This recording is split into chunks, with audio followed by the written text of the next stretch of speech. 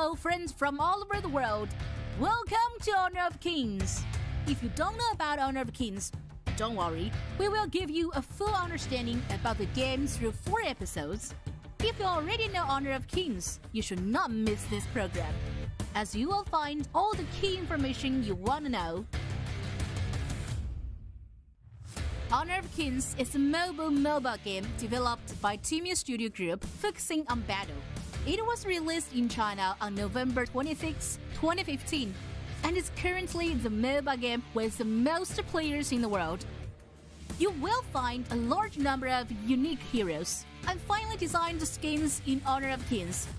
What's more, the immersive battlefield will also bring users fresh gameplay experience. That's why it is a fantastic choice for social entertainment. The first season of KPL was officially launched in September 2016, and we have witnessed the birth of 13 champions. After about 2,900 days and nearly 8,000 matches. Honor of Kings International Championship is an annual world-class esports tournament with the highest level of competition. It's worth mentioning that the 2021 Honor of Kings International Championship, which contributed 600 million content views on the day of the grand finals, reached 170 million users during the tournament. 2022 Honor of Kings International Championship will witness a whole update and hold a dazzling $10 million prize pool. The wild card qualifiers will start on November 22nd, and the group stage will start from December 3rd. You will see the strong teams from all over the world fighting for the World Championship. KIC2022 will kick off shortly. Let's witness the wonderful performance of players on the stage of the 2022 Honor of Kings International Championship. Let's high five for highlight.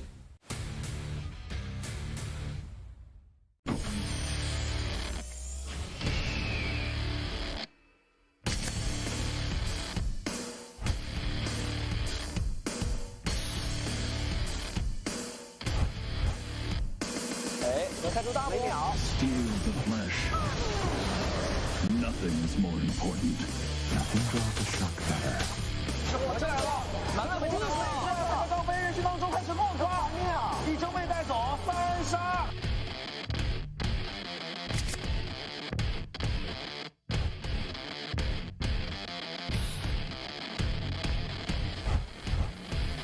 这个节奏是一直慢于宫本的。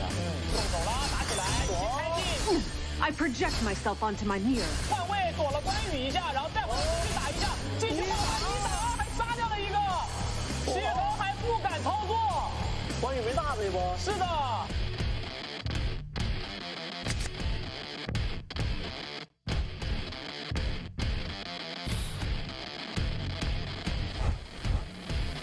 加入这一波，对要到2技能。一技能踢一下，完成击杀。对。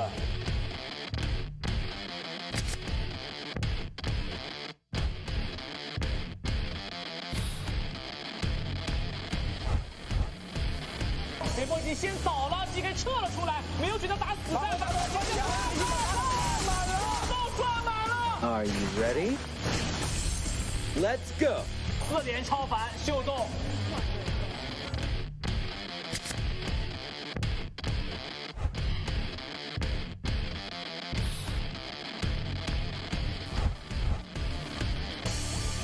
有点不讲道理了，看关羽，然后3个。Ladder of respect for your opponent. Always fight to the best of your ability. Double kill.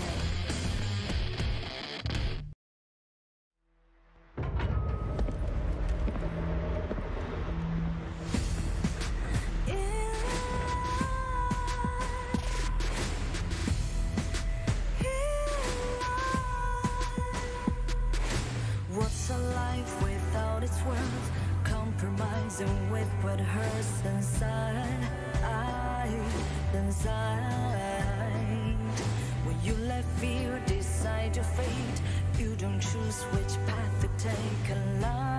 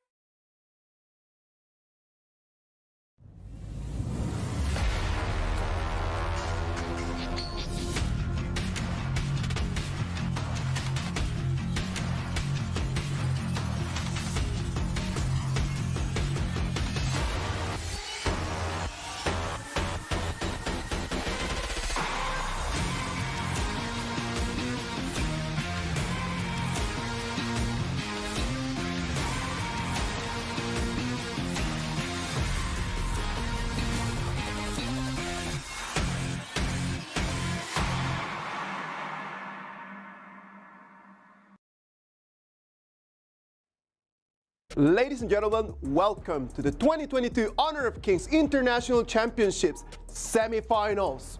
It's me, your caster, Pena. Hello guys, I'm Tian, today's caster. All right. So great to be here. Semifinals. Can you imagine? it is insane. We're already all the way here. Only 3 more matches and that's it. 3 more. We can simply count it down. This will be the third one. No, wow. 3, 2, 1. I'm so sorry, everyone. I know that it sounds like we're super excited for this, like we have never seen it. We've seen this before, but coming up to semifinals and having Wuhan.eStarPro against Chongqing.Wolves, that's not something that people had in mind. For you know, this is a happy story and a sad story at the same time. Yes. You just expect these 2 teams to bump with one another in the final. Yes. But one set new for this, like, either one of them, their journey in 2022 KIC will be stopped after today's matchups. It's all gonna happen today. Like it's gonna be either Wuhan.eStarPro or Chongqing.Wolves making it to the finals, and it's gonna be sad to see one of them leave because these 2 have been so consistent throughout the KIC 2022 that you don't want any of the 2 of them to disappear. This is the reality. This is what makes KPL and Honor of Kings so amazing to watch. And for those of you who are starting from the very first time, like in the late November, you're going to probably be very familiar with this global VP and the ultimate battle because we have pretty much cut a lot of BO7s lately, like starting from the quarterfinals. And it's nice to have BO7s compared to BO1s and BO2s that we had in the group stages and we had in the qualifiers, right? A BO7 is a completely different beast. It just shows you exactly how deep your hero pool is. It allows the coaches just to come up with different strategies on how to face the game. So I'm really looking forward to that. But you know, we have been talking about the ultimate battle for several times. Yes. I mean, me personally, I can recall the times I've been talking about this ultimate battle to happen for at least 5 times. Yeah. But I'm so sorry to tell you that we does not even have one chance closer to this. Like the closer we have will be the 4-2, like Chongqing.Wolves going against Xiao, right? Yeah, the 4-2 is the closest that we have had right now. And I think it's just because none of the coaches want to force it to 7 games. Yes. They know that in game 7 is just that. It is in the air. It could be for any of the 2 of them. They don't want to just gamble with that. You don't want to just toss a coin and you just expect that it's going to fall on your side. But be careful. Today might be the one. Today it might be the one because these 2 teams have very deep hero pools and these 2 teams have probably top 10 players in the whole league that we're going to have on stage today. You know, I didn't even want to count the numbers of these 2 teams fighting with one another because it's like impossible to count. Like these 2 esports clubs are the 2 of the oldest generation in KPL. They started fighting with one another for so many years, and I've only mentioned and taken into calculation the amount 13 times of the BO7s they have. And so interesting, like the number of each winners will be rated to 7-6, where Wolves is 1 score ahead. Only 7-6. Imagine 13 different BO7s. This is one of the classics of our game. Like when you think about classics, like those derbies that you have in all different sports, when you think about Honor of Kings, eStarPro against Wolves is the one and only.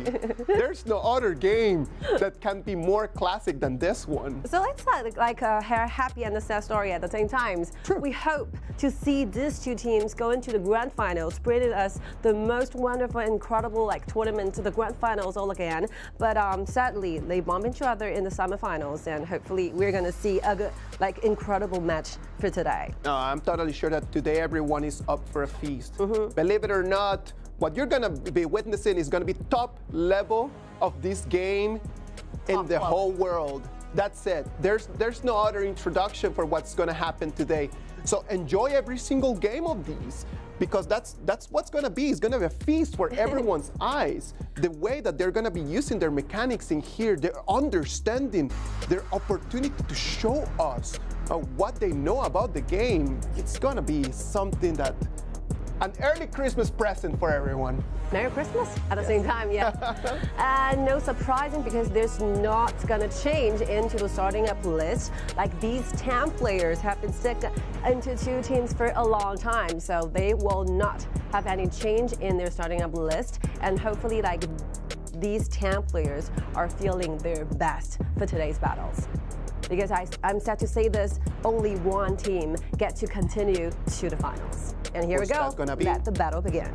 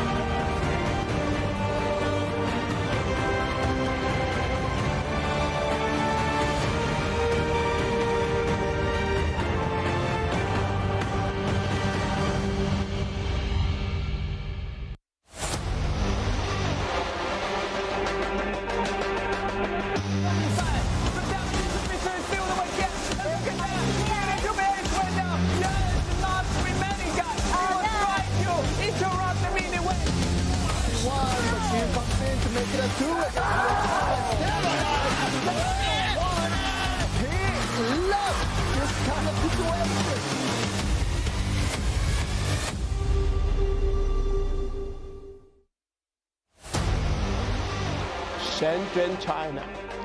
It is on. 2022 Honor of Kings International Championship. The first finalist will be given today. It is really happening. It's really happening. I can't believe it. Because like the journey is very, very long. Yeah. And a very long time, finally we can have the best four remaining here. And this battle will be dated between Chongqing.Wolves and Wuhan.eStarPro. Look at the audiences. It's packed. It is packed. They know that this is going to be an amazing match. We can see everyone already sitting on the stage. Everyone just waiting for the players to jump on, get in game, and give us what we're expecting, what we're looking for. Everything will be happening tonight. I cannot just simply assure to you guys that we can see those kind of heroes going up or not. Like a lot of things might be happening for today's matchup. I think that both two coaches are ready for whatever they're gonna do on stage.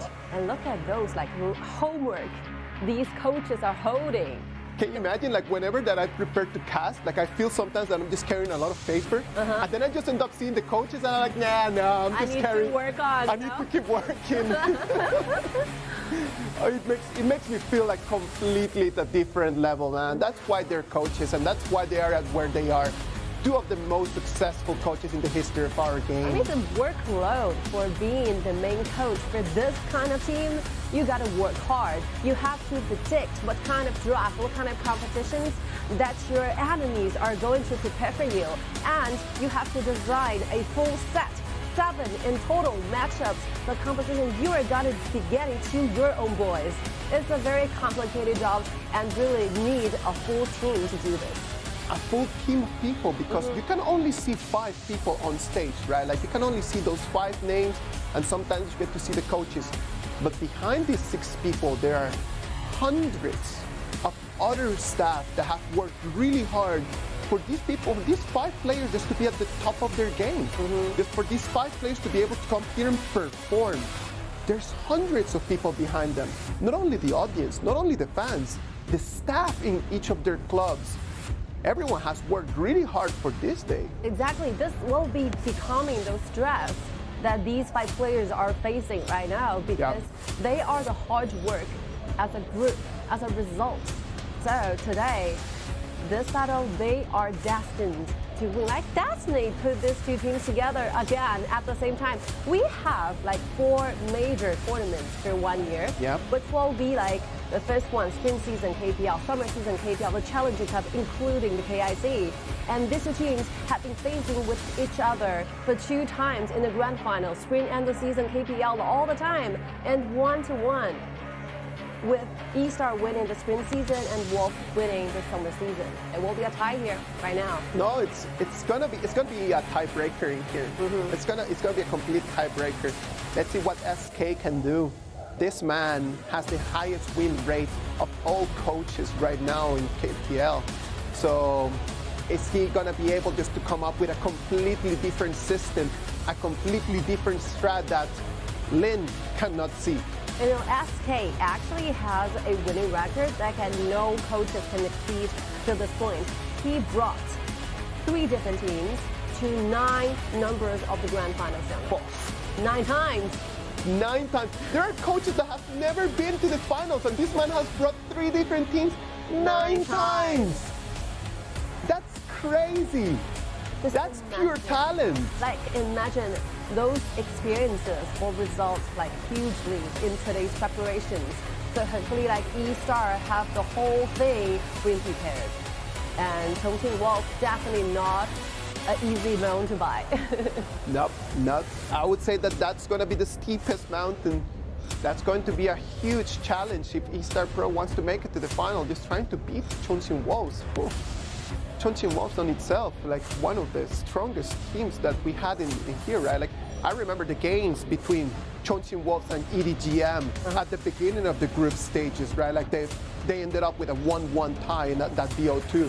A lot of people started saying that, oh, Chongqing.Wolves does not have like their best performance, they're not in their best shape. And then after that game, they just started racing and racing and racing. I could say like every single time we saw Chongqing.Wolves do this kind of battles, they become better each time. Yeah. Like in the group stage, maybe because they have been absent for a long time because they directly stand into the group stage, so they have been resting and adjust themselves to the right level for a long time. So it's very normal to feel a little bit distant away from the actual matchups. But after all, you can see from the quarterfinals up to this point that every single performances are getting better and better since the time flies. So this game, they should be feeling at their maximum state because it's one way to go. Do or die. You do not have a second chance to do it over. There is nothing. Single round robin, I'm so sorry. That's it.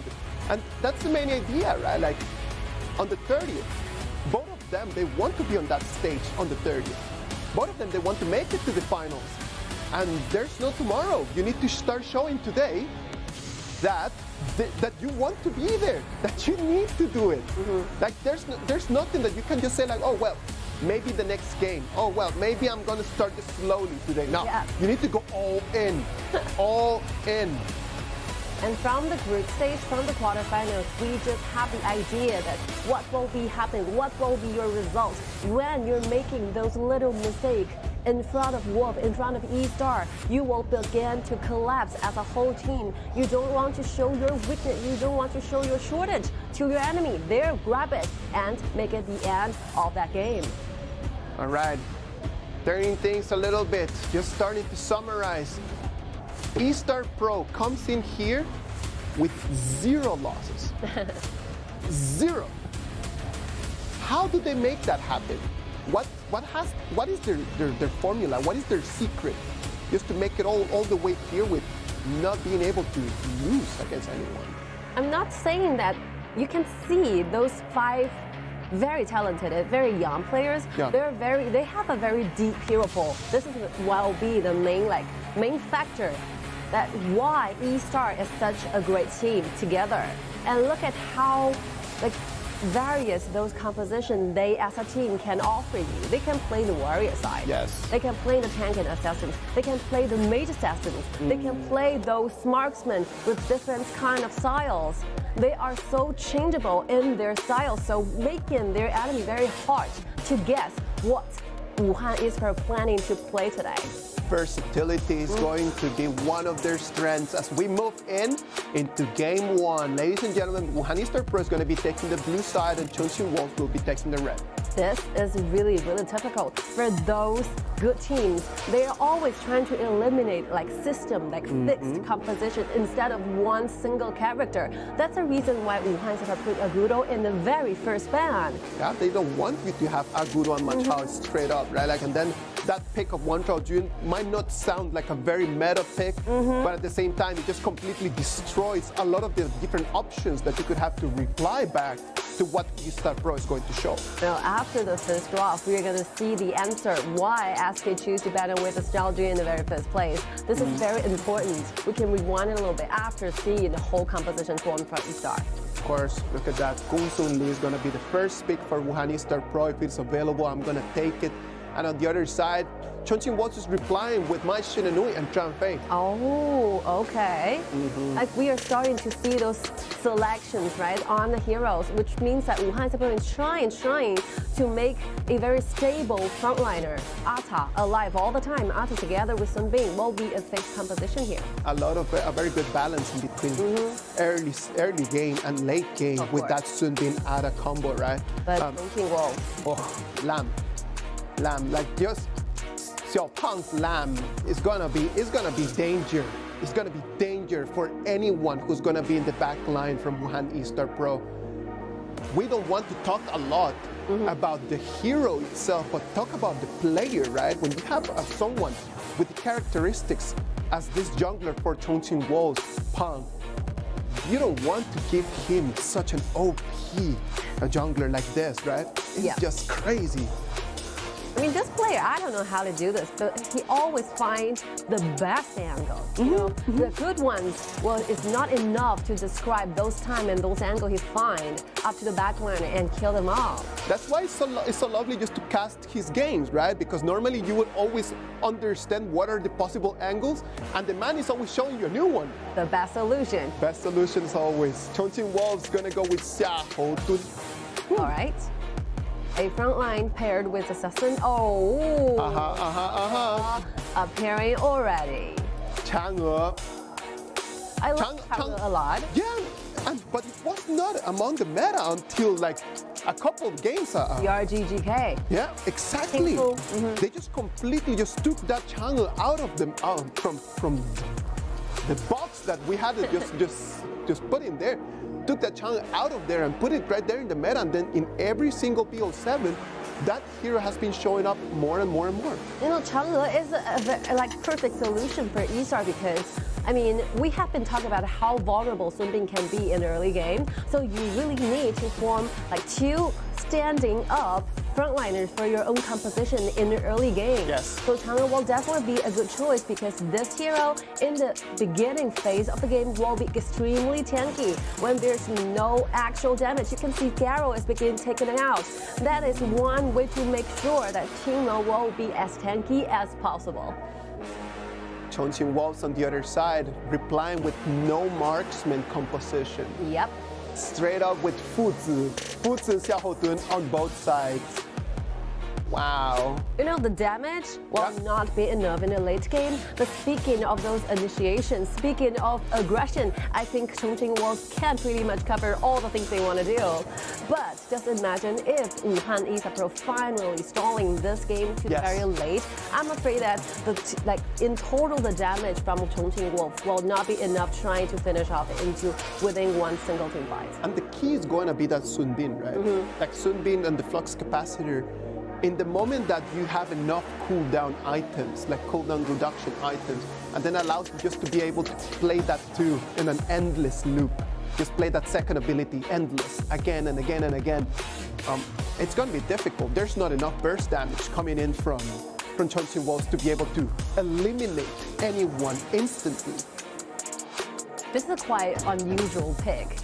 But you know, you have to make changes because you're watching the Chang'e be the choices, so you definitely need to counter back. And since like Garo and DRG are already eliminated from the side of Wuhan.eStarPro, there are very limited choices when it comes to marksman. So I could totally understand why Chongqing.Wolves chooses those Master Law Fuzi as a frontliner for this one. Whew. But they can be very tanky, like 3 tanks. 3 tanks. It's like there's not enough damage from E-StarPro to kill anyone from Chongqing.Wolves. Yeah. But at the same time, there's not enough damage from Chongqing.Wolves just to reply back. They're just gonna keep slapping each other up until the end of the night. You know, one true thing. One thing's gonna happen. We're gonna see very few of the killing numbers for this one. Yes. There will be a lot of team fights, but maybe ending up in a very few heads, very few kills. Very, very, very few kills. Let's wait and see. Let's hear how it's sounding right over there in Shenzhen.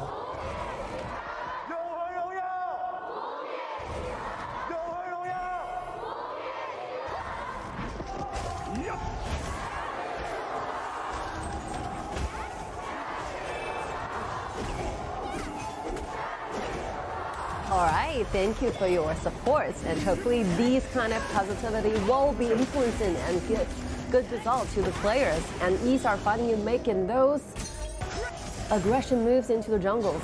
Being very aggressive. They take control of the blue buff, and they took the lizards as well. So that's going to be bad news for Xiao. Of course. Let's see the rotation right now. One more time, Tian just taking complete vision control over where Heng is. So they know right now exactly that he's not going to make it to 4 before 1 minute and 30. This changing lane is really good, like letting EDG goes into mid, and look at the bottom lane. There's nothing that Old Master can do. This Fuzi can do nothing going against Chang'e doing the laning. They won't have an advantage right over there, so the only thing that Wolves can do is just try to rotate around and try to share minion waves with Heng. This is what you get if you form a composition have winning lane. So managing the way the priority of the wave will be extremely important if you can make good use of it.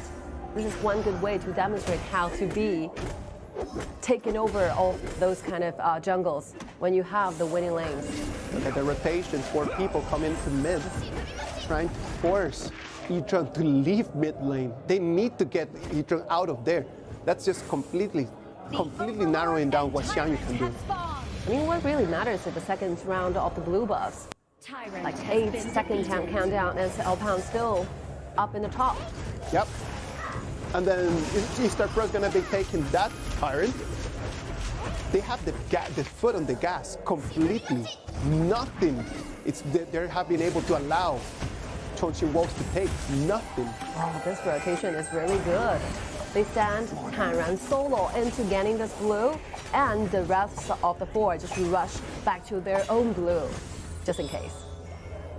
Already a 700 gold advantage just from these rotations, these little invasions, right? Like, it's not a matter of just like trying to go in and try to get the kills.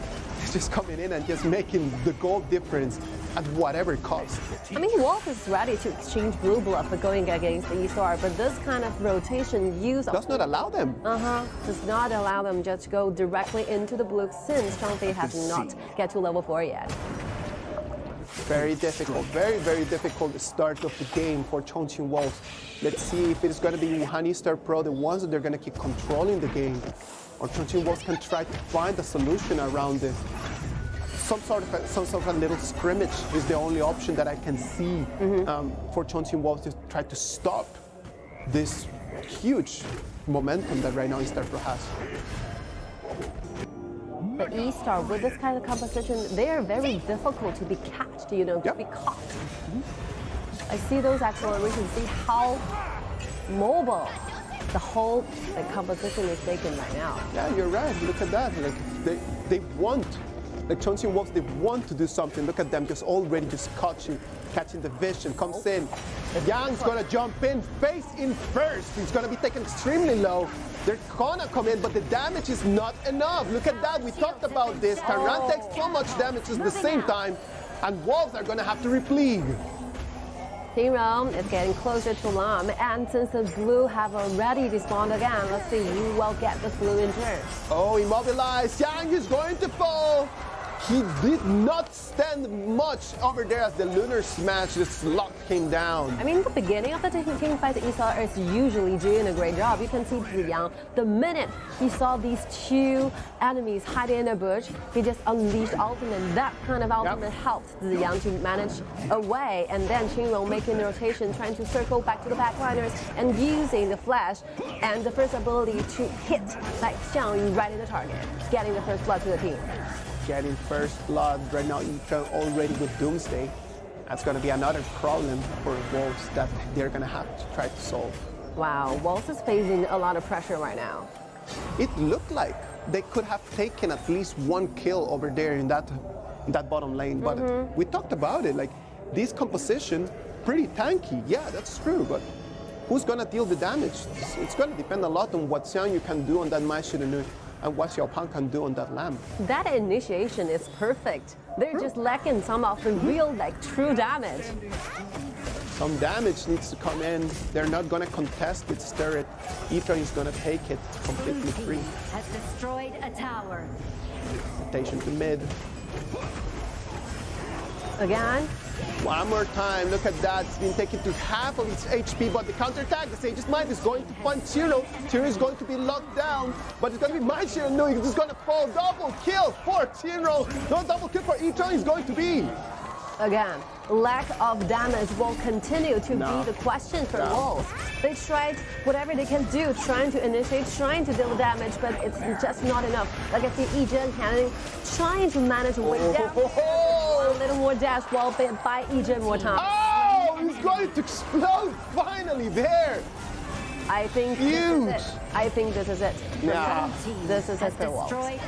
It is difficult to see this, right? Because eStarPro since minute one, they just completely stepped on the gas, not allowing Chongqing.Wolves to reply back with anything. They are game. They have been designing how to start in this game and do exactly as they are asked to do. Like what SK told them, you have to make sure you get the wave, you got the priority, you make it to the jungles, and then once you did it, you are seeing yourself like leading in the gold, leading in the game, and trying to start up winning the very first one. It's just like out of nothing, out of scraps. They just started just completely one little piece at a time.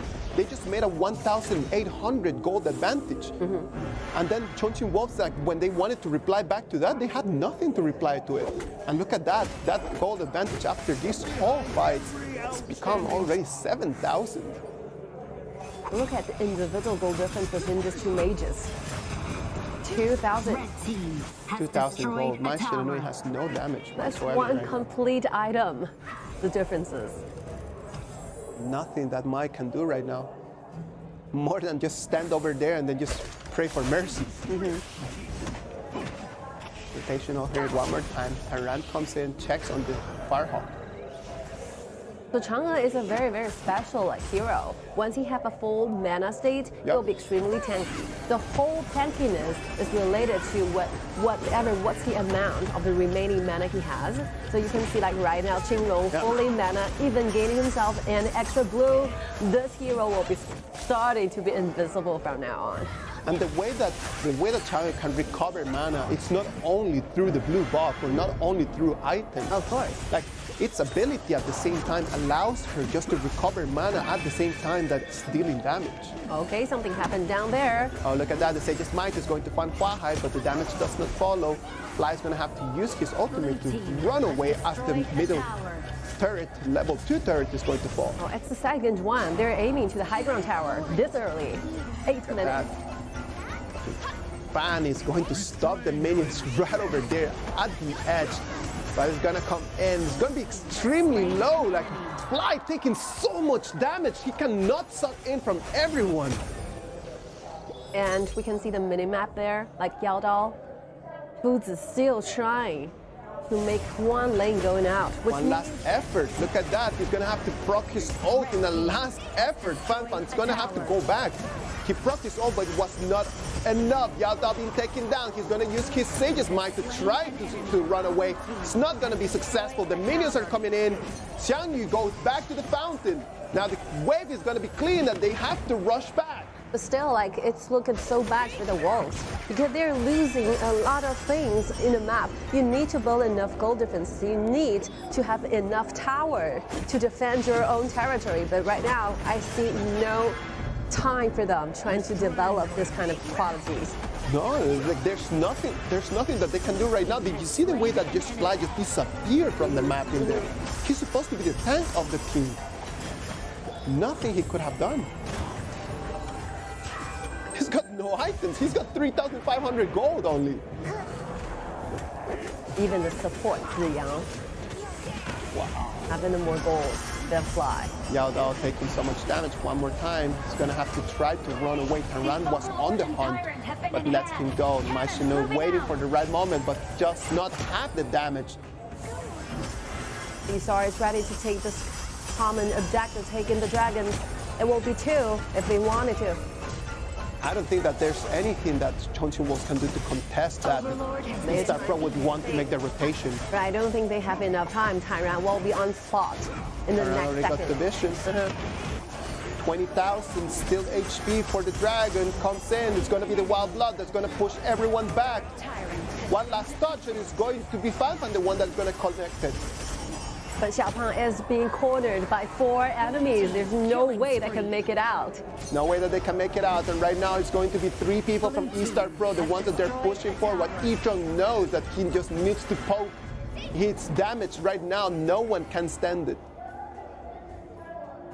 Even it's a 1-to-1, but I think E-Star is still waiting for the wave to be spawned. And look at those bigger waves of dragons. The Tempest Dragon. The shadow dragons are just coming in. Shadow dragons are coming in. Look at that, like the size of that vanguard right now, and they do not have a marksman to clean that vanguard. It's gonna take them such a long time just to try to clean that vanguard that could be just it for E-StarPro.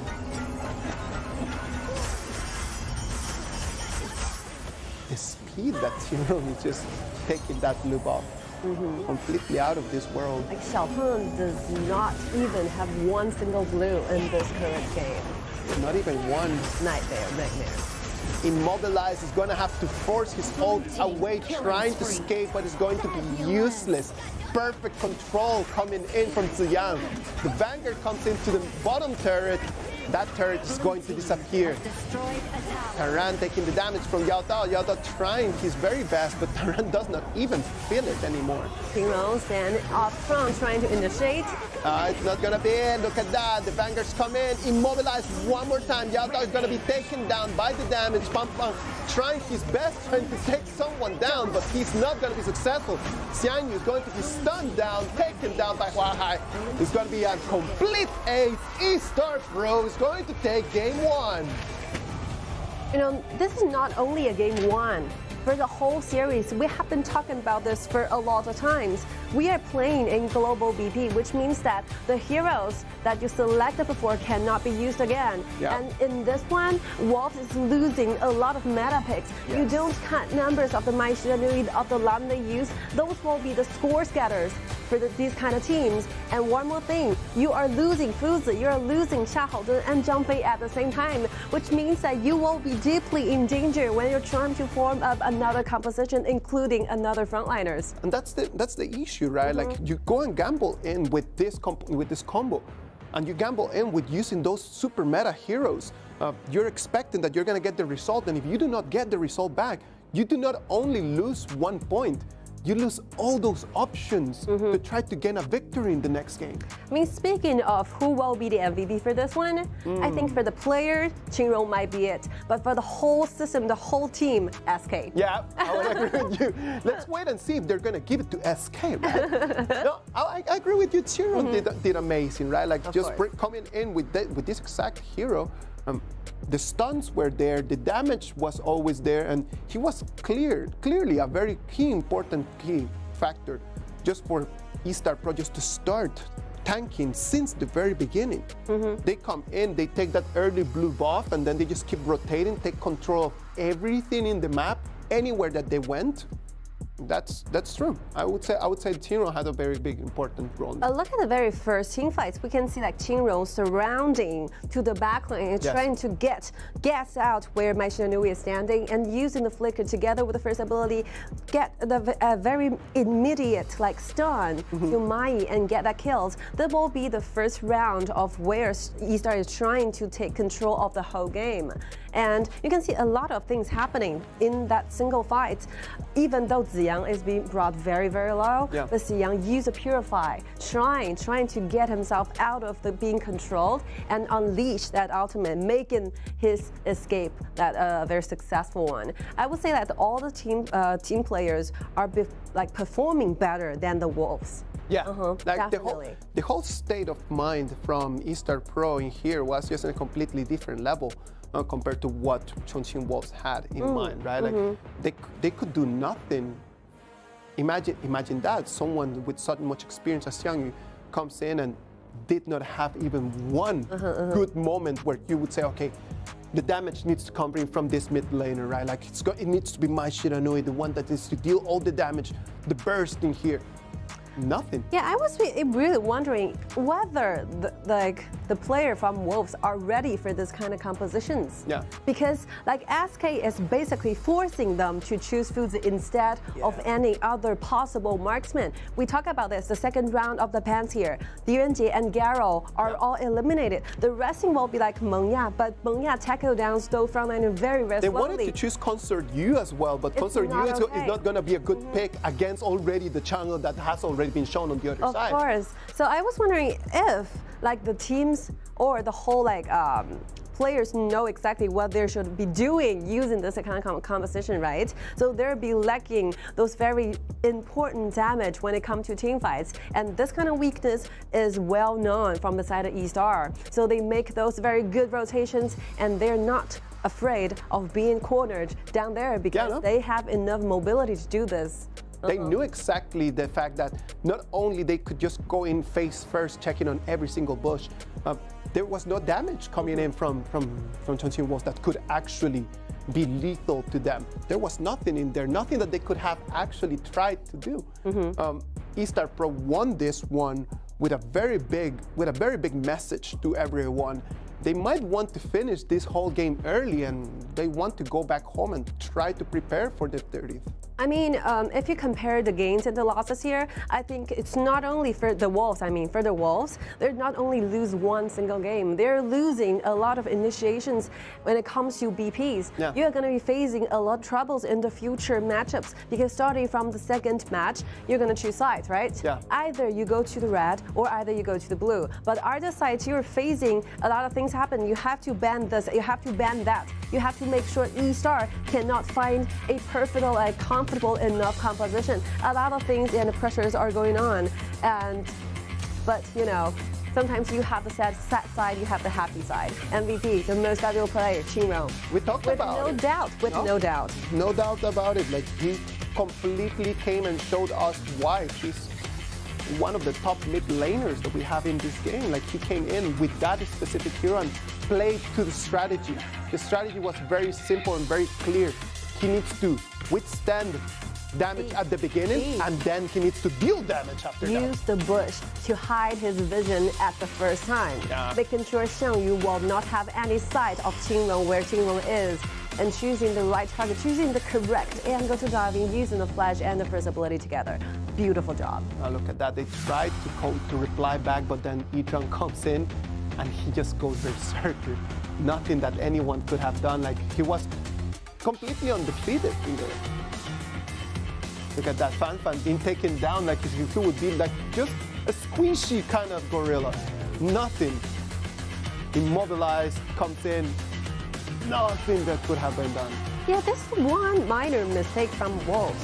You can see that they let Yao Dao, they let Feng Zi to manage the wave down there, but they are standing up to front, going against Wuhan.eStarPro. They have a clear idea that they have only 4 members, but 5 members are available in the front, but they choose to get engaged. This is not a good sign for Chongqing.Wolves. It really needs to come up with a better communication or something ever, trying to fix this kind of problems instead of just continue to do those fights when you're not gonna win? Well, it's a BO7, right? Like we're completely sure that no one was expecting that Chongqing.Wolves or eStarPro would just come in and just take a 4-0 easy victory, right? But right now, we need to start thinking about the psychological damage that this is going to have on Chongqing.Wolves, right? Like, because coming in and then in the first game just having such a strong defeat. Of course, yeah.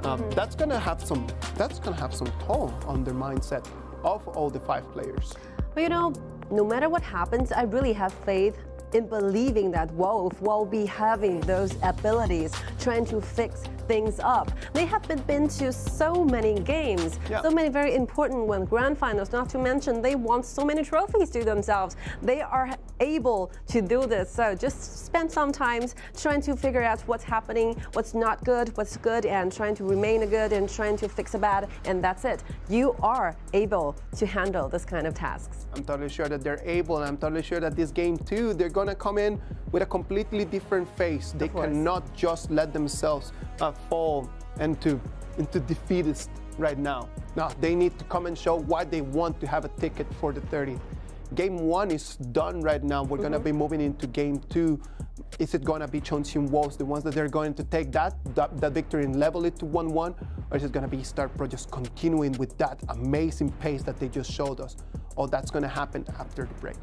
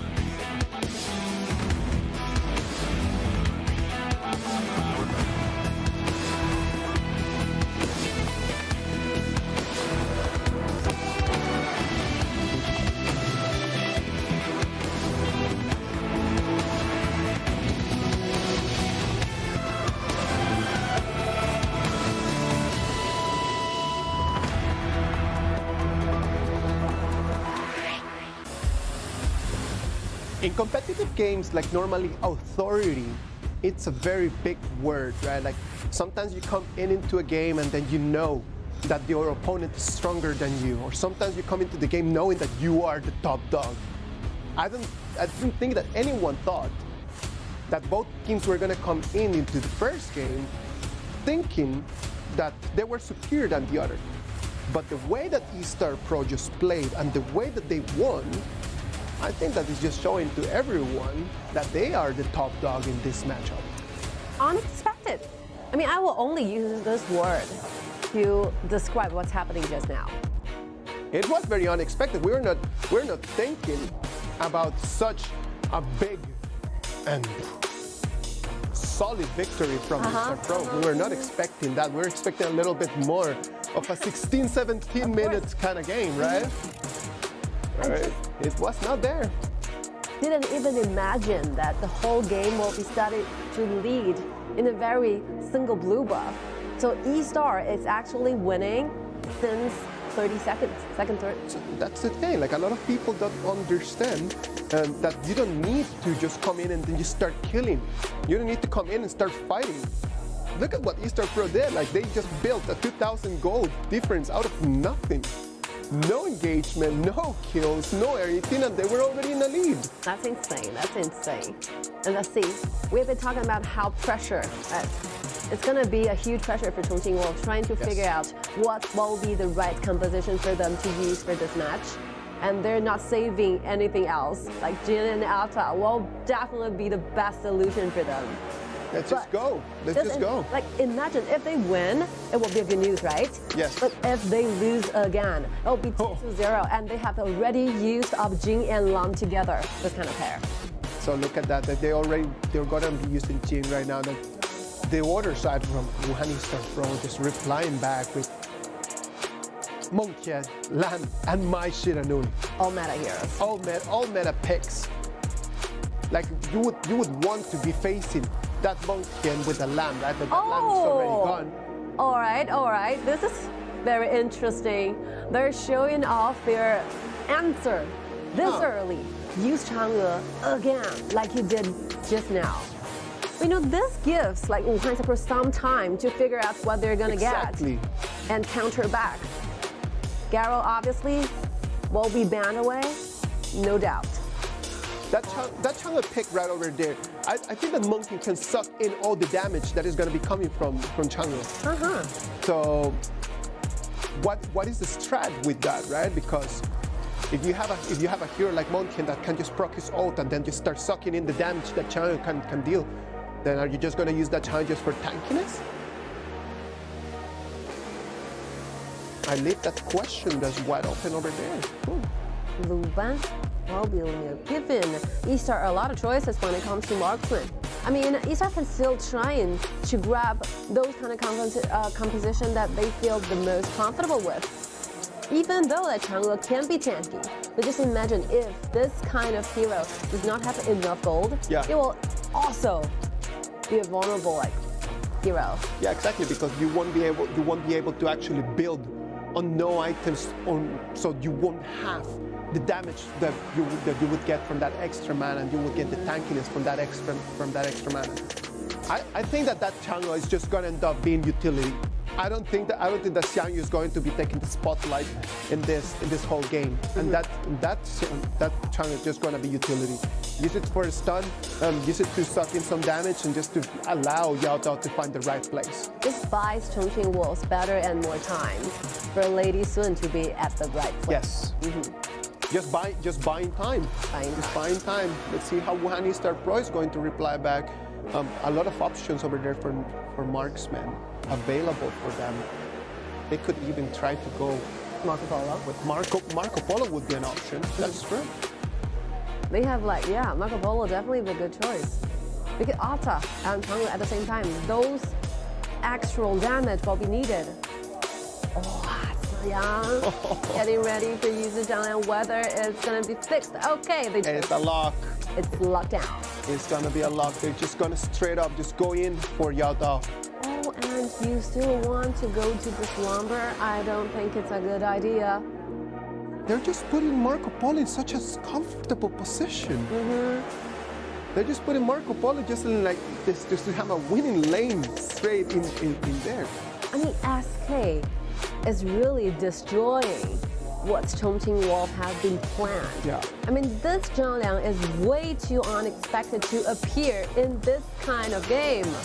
And it's gonna be a lock. It's gonna be Lumber right over there, just allowing Marco Polo to have so many different tanky options in front of him, just to keep just stacking his passive. This will be super hard for Chongqing.Wolves Yes. trying to initiate. Because you're facing that whatever you got, your every single move will be kind of interrupted by Zhang Liang's ultimate. And like, imagine like Yang plays such a good Guiguzi. So he's just Also gonna be a better like. he's just gonna be playing that Zhang Liang as he will be a Guiguzi. Straight into your face, use your ult, and then that's it. Done. But you know, obviously one of the advantages to Chongqing.Wolves, they will definitely having those winning lanes in the initial step of the game. They have mid lane priority, right? Yeah. They have those side lanes priority because they have ladies when going against Marco Polo. Yes. Who will always, that will always be a thing to count on.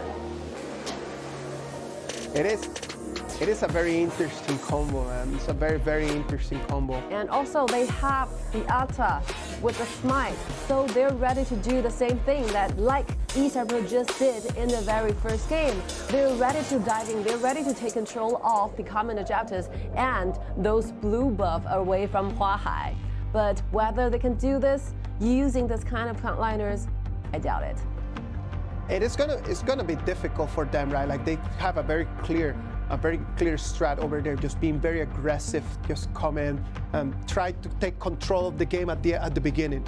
I don't think that Wuhan.eStarPro is going to allow them to do that, so we can expect a different rotation from eStarPro at the beginning, just try to protect their blue buff. I mean, they can give out whatever but that blue buff. Exactly. I mean, the purpose from Wolves is very crystal clear, like written on their face. Yeah. I'm going to use the double smite to get inside your jungle, get prepared. And what will be the answer from the side of eStarPro? Just wait. Wait and see. They will always find a good way to impress us how well they have been designed for the beginning stage of the game. How they're going to defend their own territory, trying to protect Huahai's all the buffs, the blue and the red. The spotlight in here is going to be on Ziyang. Yes. I'm going to keep my eyes on what that Zhang Liang is going to be doing, the rotations and the positions. Because if Ziyang just decides just to speed things up, it's going to be good night for Chongqing.Wolves early in this game. All forces, move out! Okay, let's wait and see what's going to happen. This is going to be game 2 between Wuhan.eStarPro and Chongqing.Wolves. Rotation to mid, 3 against 2. Look at Fly already. Yeah, ready to do the kind of invasion here. They're ready to do this, fighting over in the mid lane, but clearing the wave at the really same time. Ethan comes in, just take the vision. Checks out that Tang is still here. Fly was successfully taking that red.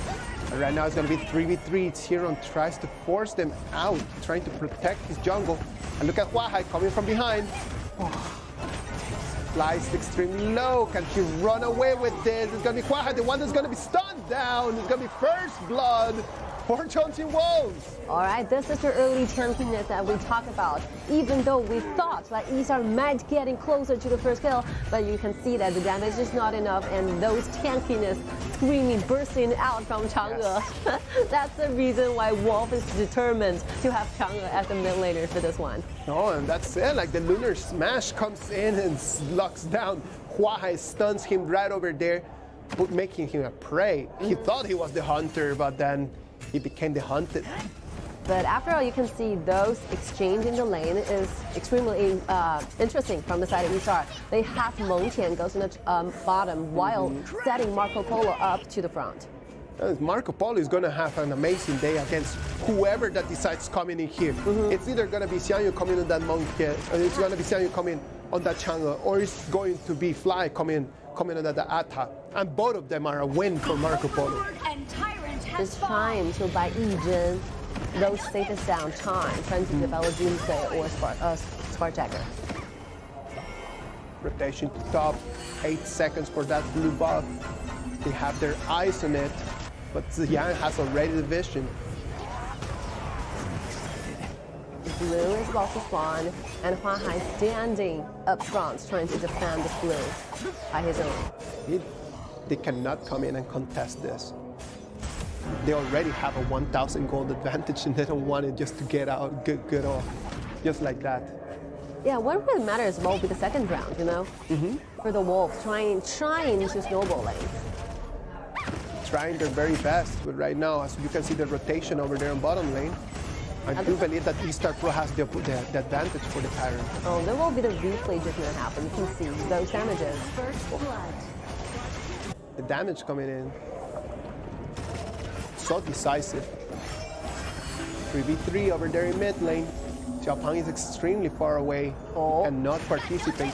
So this is a good sign. For eStar, you can see once that Xiang got into level 4, having the ultimate already, they just started to gain those river vision. A completely different ball game. What they can do with this type of the composition. They have the confidence to stand in the river from this on. Yao Dan knows that he's being taunted right now. He does not want to come out yet. Yeah, this is good. Playing safely. Using the ultimate trying to clean away. Rotation in. Xiao waiting in the bush. Slide being put on air. He's being brought back. Suppressed down. He's going to fall, but what can the Wolves do? Xiao cannot find the right angle, and it's going to be a 1-0 trade. One more time, Xiao is going to be taken, surrounded by 1, 2, 3 people. Tian joins the party, goes under the turret, and takes one more kill. An enemy. The kill belongs to Tian and Marco Polo with the help of a wave again, tearing one more tower down to their side. It was looking good for Chongqing.Wolves with eStarPro just in this little push, changing the story back to their side. On this beautiful rotation to the top and to the bottom, those wonderful skirmish happen down there. Every single ability is so accurate. They made zero mistake when the team fight happened. And then the way that Tian just jumps in the right moment at the right angle, right? Like they force Xiao to just being able to use his ult to run away. And as he just goes under the turret, Tian just appears from the bush, destroys him. And you can see the lockdown from Zhang Liang's ultimate. Like Wolves are only leading the game in the initial level 3, and that's it. They falls down again. If you have a Zhang Liang that is so aggressive as the Yang, look at that, Tian being taken extremely low. The damage comes in, but it's not going to be lethal. He needs to run away. Huahai is going to steal that blue buff successfully, and eStarPro is going to rotate to the red buff area. So look at Tian standing up front as the only frontliners, not even losing one single HP away. Look at that, the Armageddon comes in, but he's just going to roam away from this. Cruising around Tian, he knows that his ability does not make him vulnerable to any of these skills. I would say that every single movements from Wolves are quite predicted by the side of eStar. They know what Wolves want to do. They will be hiding there waiting for the Wolves to arrive. Has destroyed a tower. They already, like, it's like if they're an open book right now. Like the homework, like the amount of work that the whole eStarPro has done in order to read what Chongqing.Wolves could do. Look at that, Guang Yu taking half of his HP. Tian came in, was not enough damage. Red team has destroyed a tower. You know, with Lumber together with Alpha, you're supposed to be that party who initiates all the time. Yeah, of course. But you can see the whole thing, the whole consequence, what's going on in the actual map is kind of reversed to the side of eStar because eStar have chosen this Zhang Liang as a counter pick. It is so passive, right? Like it's not like they want to be passive. There's no answer back to that. Like it's the only way that they can play in right now. They already saw in game 1 what would happen. Look at that. Tian is being surrounded by 5 people. He's taking in so much damage. He does not fall, allowing eStarPro just to rotate around him. And with this flicker being used again, Wolves have to wait for at least 2 more minutes for Fan to gaining himself another flicker again. And it's not looking good for the side of Wolves. Not looking good. Not looking good at all right now. Even though there's not a very big gold advantage, everything is pretty leveled right now. But in terms of just the way that they feel like, oh, it looks better for eStarPro. Tian is going to flash himself out of that. It's going to open up a little lane. Fan is going to run away. Marco Polo is going to fall. Right now it's going to be Xiao, the one that is going to try to come in and take the kill. Double kill for him. Still looking for Huahai, getting very closer to Huahai again. Triple kill for Huahai. Wow. The junglers are taking those 1-over solo fights on stage, and right now Huahai will be the last winner. The last man standing in there. Great performance by Huahai right in there. No, like Xiao came in, he found the right angle, he found the right movement to just come in, but the only thing that he could find was a Tian. Wolves wanted to rush to the Overlord, yeah, but in the middle of this one, they got attracted by Tian, trying to force into a team fight with it. And those Marco Polo ultimates are just so fatal to their HP bars. Yeah, and that is the problem. That everyone was just so focused on Tian that they does not allow them. Look at that, one more time, he's going to get rampage. Huahai is going crazy. Oh. Gets a double kill, gets a triple kill. Xiao still managed to keep himself alive between 5 members, but it's not going to happen. I mean, he's always been targeted. He was targeted by Zhang Liang's ultimate. And now it's going to be Xiao, the only one that is going to stand here for the next 10 seconds, trying to stop eStarPro to take anything else. Those level 2 turrets don't seem to be able to stand for long. The one on top is going to fall, now the rotation to the one on mid. Ooh, almost invisible. Taste of blood. And this game just started to seem familiar. Yeah, just a little bit more like the first one, right? It looked like at the beginning of the game, like Chongqing.Wolves had found an answer to what eStar was showing off in the first game, but seems like it was all just an image. Look at that. Huahai comes in one more time, forcing all of Chongqing.Wolves just to go back to the fountain. Those flickers they use, those flash they use, are very important information for side eStar. They can take those dragons, choose whatever they felt more comfortable with. Huahai still hiding in a bush, maybe waiting for something to bite. Oh. Waiting for something, but that something is not going to show. Xiao is going to start on that Overlord. Sending 2 members to hide in a bush, trying to gain a vision in the river. But since Qingro is there's so many dashes from Maishanu, yeah, no way that Wolves can try to stop him. So many dashes coming in from Tian, and the only one right now with a flicker available, the flash available on Wolves is going to be Xiao, which is not a very big win. Oh, the ultimate is being forced out. Look at that, suppressed down, Fly is going to fall one more time. Look at that, Xiao is going to be the second one that is going to follow him. Double kill for Huahai. This man is unstoppable right now, and he's still on the hunt. And the position is really good from eStar. They sent like 3 members trying to rush for this tyrant, but they still remaining tyrant up front, standing in the river trying to see where wolves are, making sure that this dragon will not be exchanged by their enemy. And right now it's going to be the Overlord that's going to go for eStarPro. They know that they want to have control of the lanes so they can go in for the Hydrant turret. Oh, look at how many skills, like how many abilities the Wolves is used on Maishinu. Yes. And Maishinu fell at the end, right? But after that, no one could actually react back when Huahai jumped in. Oh, this kind of go good for the 8-1-2 KDA for Huahai. Cool. That is the way that you want that lamp to be played, right? That's the kind of performance that you want to have when you have such a strong jungler assassin. Shadow Vanguard is going to be put on the bottom lane.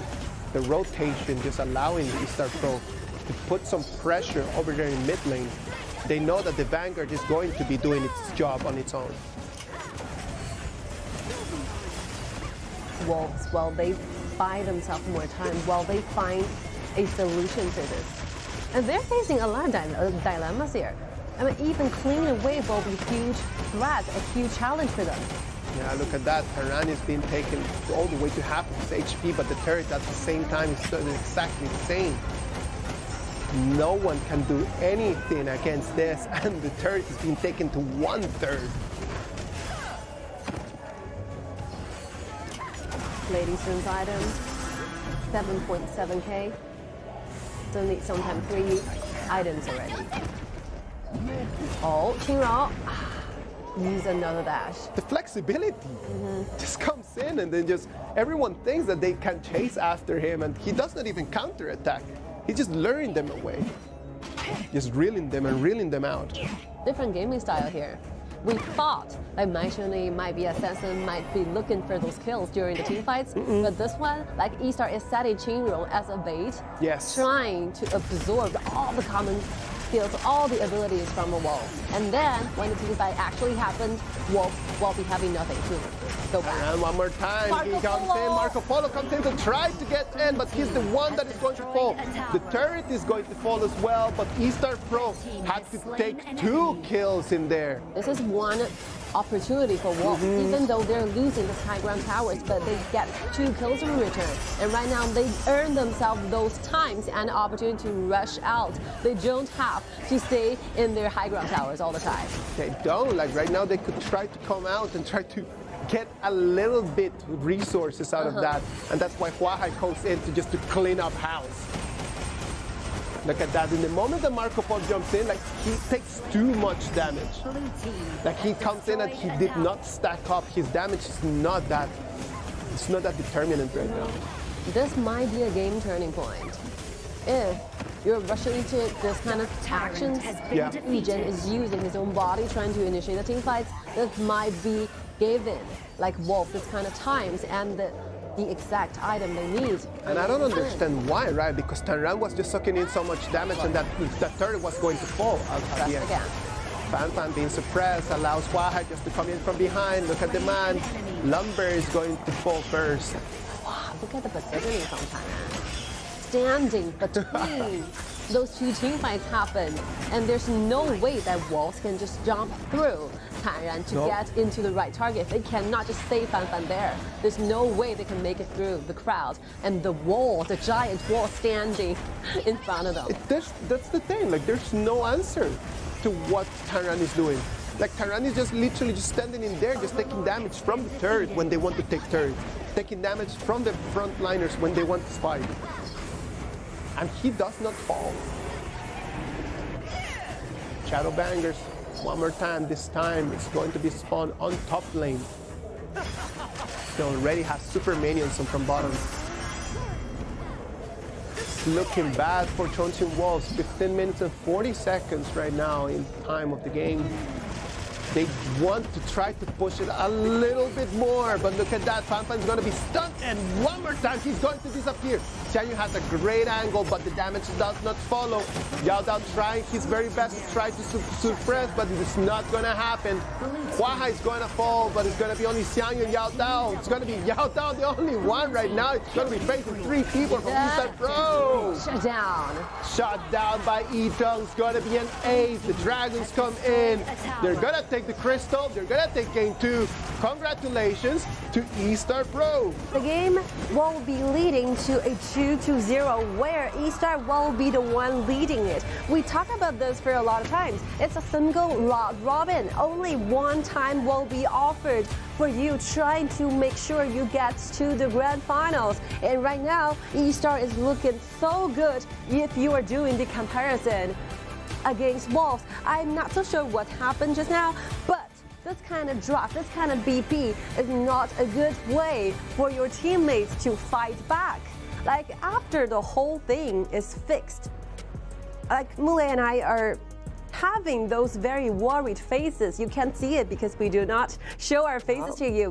But you know, a lot of questions are lying down there to discover, to be answered from Wolf, from Lin. Why do you choose this kind of composition? If they're going directly to the showdown, why do you still choose this Lumber? Look how painful this kind of pair got the team players. Of course, and I believe that just the fact that he chose is, well, you choose, number one, you choose Chang'e in your first round of picks, right? So you are already showing them that you're going to be playing that Chang'e, so it allows them still a lot of opportunities for them to counter on that one. That's number one. That Lumber pick in there, okay, why would you allow that Lumber pick in there when you already know that they have Marco Polo in front? That is just making E-Tron's life so much easier. Yeah, maybe what he's thinking about is just coming into someone just to suck in Tranlian's ultimate. Maybe that's what he's thinking about. But then after sucking in Tranlian's ultimate, Marco Polo has already stacked up his passive, and he's going to be a completely different beast for anyone in there. And let's not even talk about the fact that Huahai just had an amazing performance on that jungler. I mean, usually when we see Lumber and Lu Bu at the same time, or Lumber together with Alta, it will be designing towards those marksmen, for example, Luban Master and Luban number 7. Low marksmen with very low mobility, you're able to do this simply by the combo with your 2 ultimates available. But for this time, usually there's no backlines from E-Star. The only 2 backline you're gonna see between the team fights will be Maestro Nui and Marco Polo. And if you 2 add up those dashes that these 2 heroes come up with, 6. How are you gonna? Too mobile. Yeah, how are you gonna do those team fights and initiations when it comes to you only have 1 flicker available every 2 minutes? So there's no way that you can actually be aggressive as you want to be aggressive, right? Like they took 2 smites, they took Lumber, they had the whole opportunity just to be aggressive, but they did not have in mind the composition that was given by E-StarPro. E-StarPro is just showing you something that you want to reply back with full-on aggressiveness. Aggressiveness coming from whom? Like, there's nothing that they could have done against this exact map. I mean, definitely MVP again for Tian. You can see we have been talking about during the game, right? Usually we assume Maestro Nui to be played as assassin, as who comes during the team fight and finish all the kills for the team. But not this one. Like E-Star sending Qingrong to be the eye for the entire team, lighting up all the rotations, all the scanning points of their enemies, and trying to like steal those abilities from their enemies. How many common objectives, how many things that have this player being accomplished within the single team? It's the same as when you're just playing in the playground when you're a child, and then someone comes into your face and is like, "Bet you can touch me, bet you can touch me," and then you just like kind of like just chase after him. I don't want to use this word, but like Qingrong is completely like dominating the whole game and trying to manipulate. It was just a psychological game. Taran standing right over there. Like everyone is just dealing so much damage on Taran, and Taran does not even care. Allowing Qingrong just to come in, deals the damage, and then he just runs away. No one had an opportunity in there from Chongqing.Wolves. No, this is way too passive. This is way too passive for Wolves to play. It is difficult. It is difficult. Like we've always talked about, like how for E-StarPro, like anyone in there can be a core player. And right now they're just showing it. Everyone is just being core. And for the problem is that for Chongqing.Wolves, it doesn't seem like anyone today has been able to stand up and just literally just take the flag and say like, okay, this is not going to happen. Okay, we're going to turn things around. In these last 2 games, I have not seen anyone, any of those 5 players just to really stand up and raise his hand and say, like, okay, I'm going to be the leader in here right now. I mean, you can see how confident they got when they can form this composition to Xiao. Given Xiao this kind of assassin's land engine together, I don't think there's any problem for Xiao's performances, but the whole composition is too passive for the entire team trying to fight back. You should at least pull up those 50 to 50 compositions for this kind of place. Very talented players trying to show their limitations, but you are starting on their game with like 70 to 30. there's no way to win. Especially when you're facing E-Star and they are 70, you are 30. That is true. That is true. Like you just mentioned something super important, right? And I believe that is the main problem in here right now. It doesn't seem like the whole composition works into the one goal that they need to have, which is like to win. And if we are clear right now, after watching so many of these Chongqing.Wolves games, that the core is going to be the jungler, then just build something around your jungler that allows him to have a little bit more of freedom.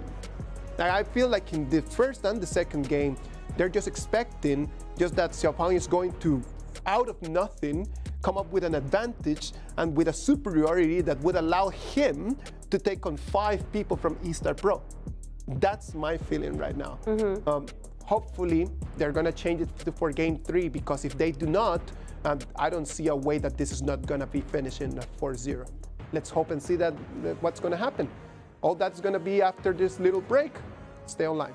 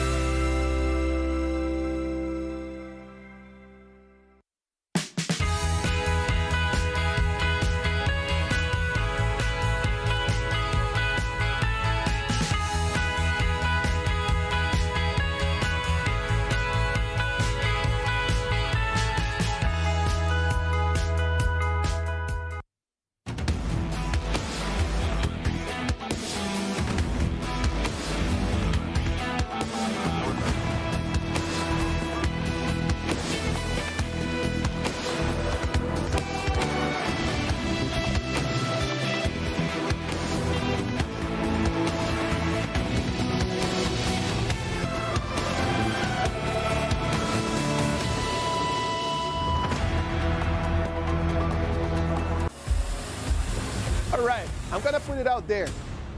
Nobody thought that we were gonna be 2-0 this early and this quick. I did not expect this.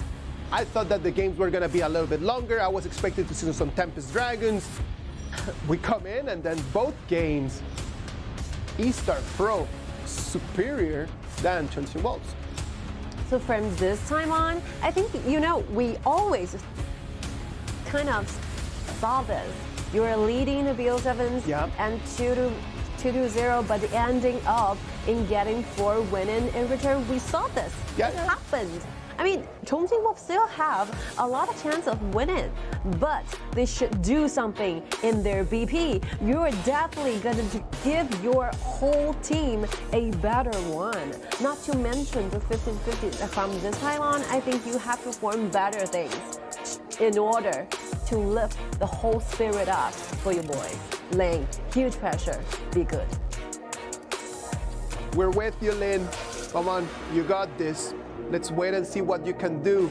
Guang Yu and Xiao are gonna be the choices for the bans down the other side. They're not gonna give Monkey or Gongsun. Definitely. I mean, Gongsun all the time. Yeah, that's it. If the game continues, Wuhan.eStarPro will continue to ban this Gongsun all the time till the very last one. So Monkey, okay. It's good. Hiding your own strategies by simply showing one meta pick. It's okay.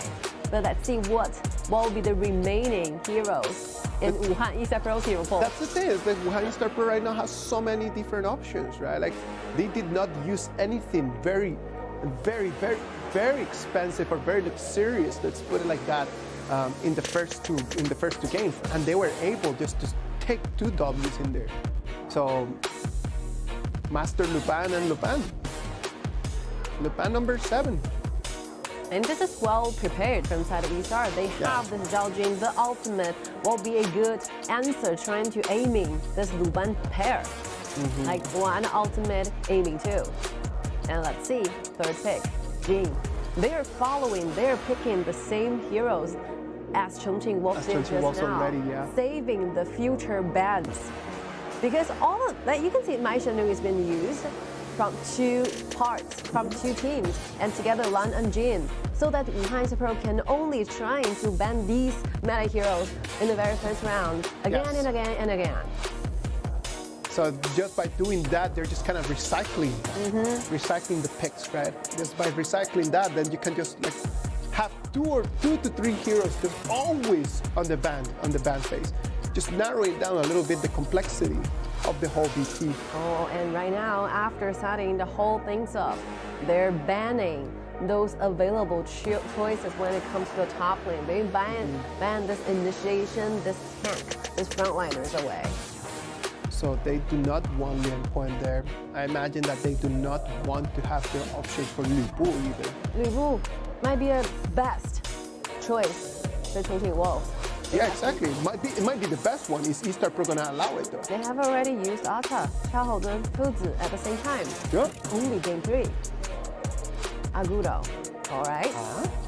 Still guessing out the possibility for Chongqing.Wolves to switch different. To Agudo Machao combo? Being very cautious. I like that. Well, that's gonna allow Chongqing.Wolves just to take that Lu Bu option. That's gonna be good for them, at least in terms of tankiness. Wuhan.eStarPro, Lady Sun. So Lady Sun and Tai Trader would be another option that they could have in their line. Tai Trader and Donghuang Tai are all available. We don't feel worried for Wuhan.eStarPro. They have a lot to choose. Yes.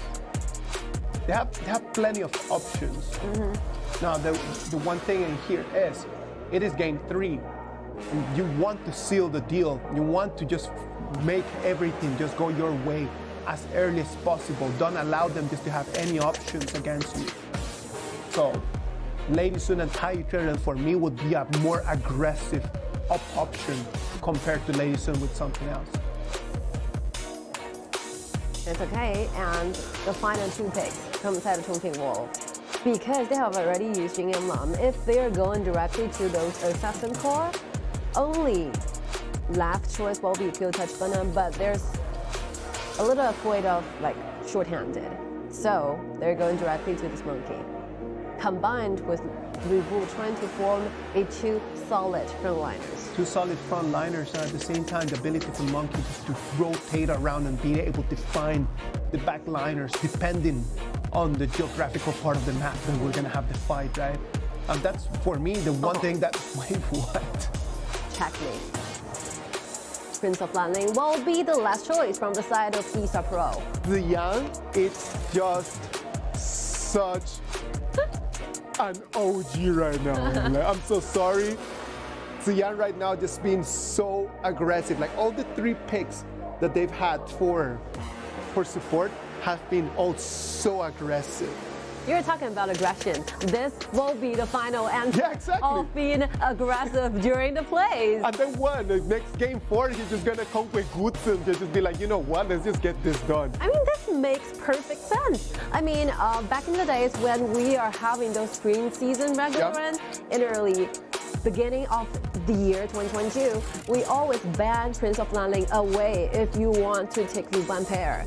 A good counter pick when you're trying to make sure that you have a safe environment happening down below. So this assassin can be a huge threat to Luban pair. Not to mention, also they highly rely on the rotation from Shen Mengxi, and the disappearance of Prince of Lanling will also be a threat. Just imagine how many problems this single hero will be causing to Chongqing.Wolves. Prince of Lanling will do this. Prince of Lanling is just going to narrow down the rotation. That's just going to lock in a little bit more everyone into their lanes. Just putting those matchups on those 1v1s, 2v2s, just to be very clear. And in the moment that you feel like you want to rotate, then you're gonna have to take the long path. The short path through the river, that's going to be a no-no for Shen Mengxi or for Master Luban or for Luban number 7. Wow, ESK is really killing people in BP. I mean, no one has seen this coming, and Prince of Lanling not also work to the best state, but not only work like perfectly, but also save a lot of choices. Yes, exactly. Global BP. He keeps just playing as if this would be going all the way to game 6. Like he just playing all the way to, if I would be in game 6, I still want to have options in there. Love that. All right, Zero. 2v2 over there in the mid lane. And bottom lane laning with Luban number 7 saying no love.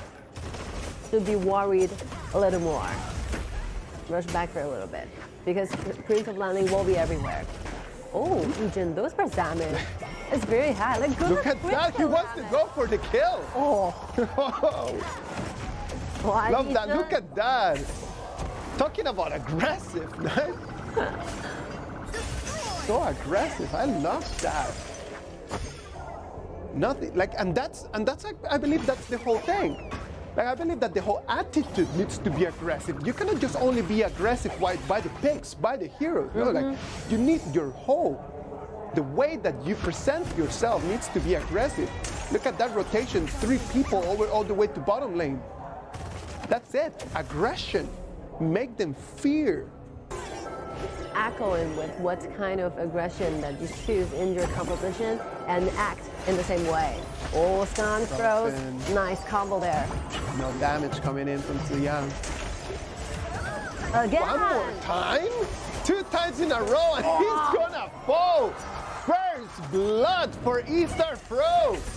2 combos in 1 roll, waiting for the second ability to cool down and aiming at the target at the same time. Oh, Timo. Tiro, a great performance in there, but at the same time, questionable decisions from Xiao. Standing in there like for too long time. Now, this is not a good news. Normally, Monkey really relies on the pace of her personal growth, and he really needs to stay alive for the next round of the jungles, or otherwise you are losing the initiative. You're facing the fact that your jungle will be constantly affected by the showing off of the Prince of Lanling. Yes, exactly. It will be everywhere. Hard to chase, hard to get away. All right. already a 1,100 gold, 1,300 gold advantage for eStarPro. We know that whenever that they have their feet on the gas, like they won't let it go. Nothing that the Wolves can do in here. 4 people rotation to bottom lane. Look at that. Tian shows up and it's going to be Xiao Dao, the one that takes the damage from Taran. The Taran right now needs to run away. He needs to be on his feet.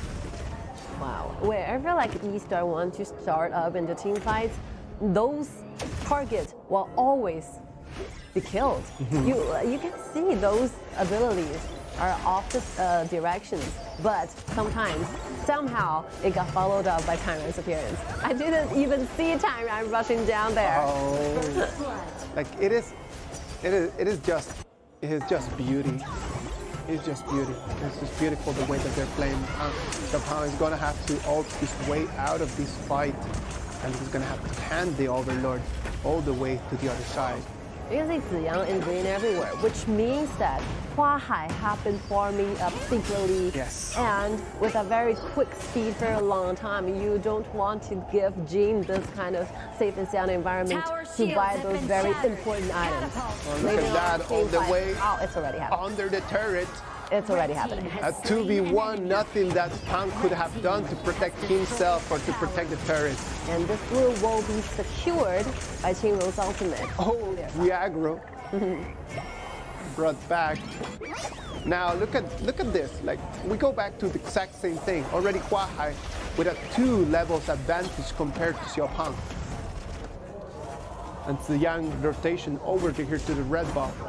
They want to take control of the resources. Huahai is going to jump into the party as well. Level 10 it is for Jin. Level 10. Level 10 already? Wow.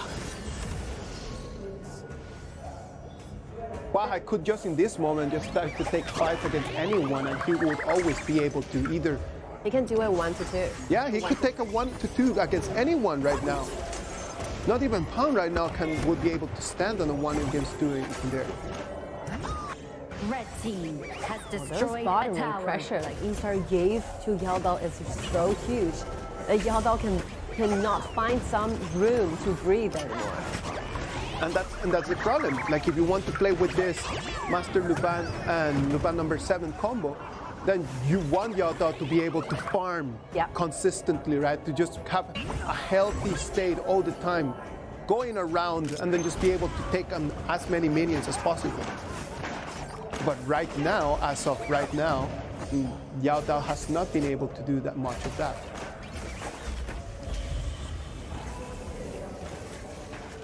One more time. I think every rotation and every movement will be very clear for eStar to see and to watch. What can Pan do right over there? Tian is going to take him down. 3 against 1.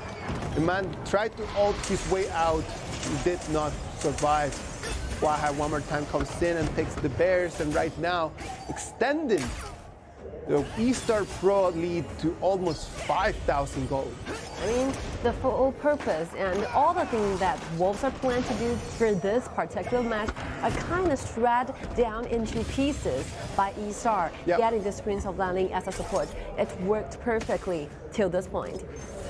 Up until right now, like that Prince of Landing has been the reason why Chongqing.Wolves cannot actually move around.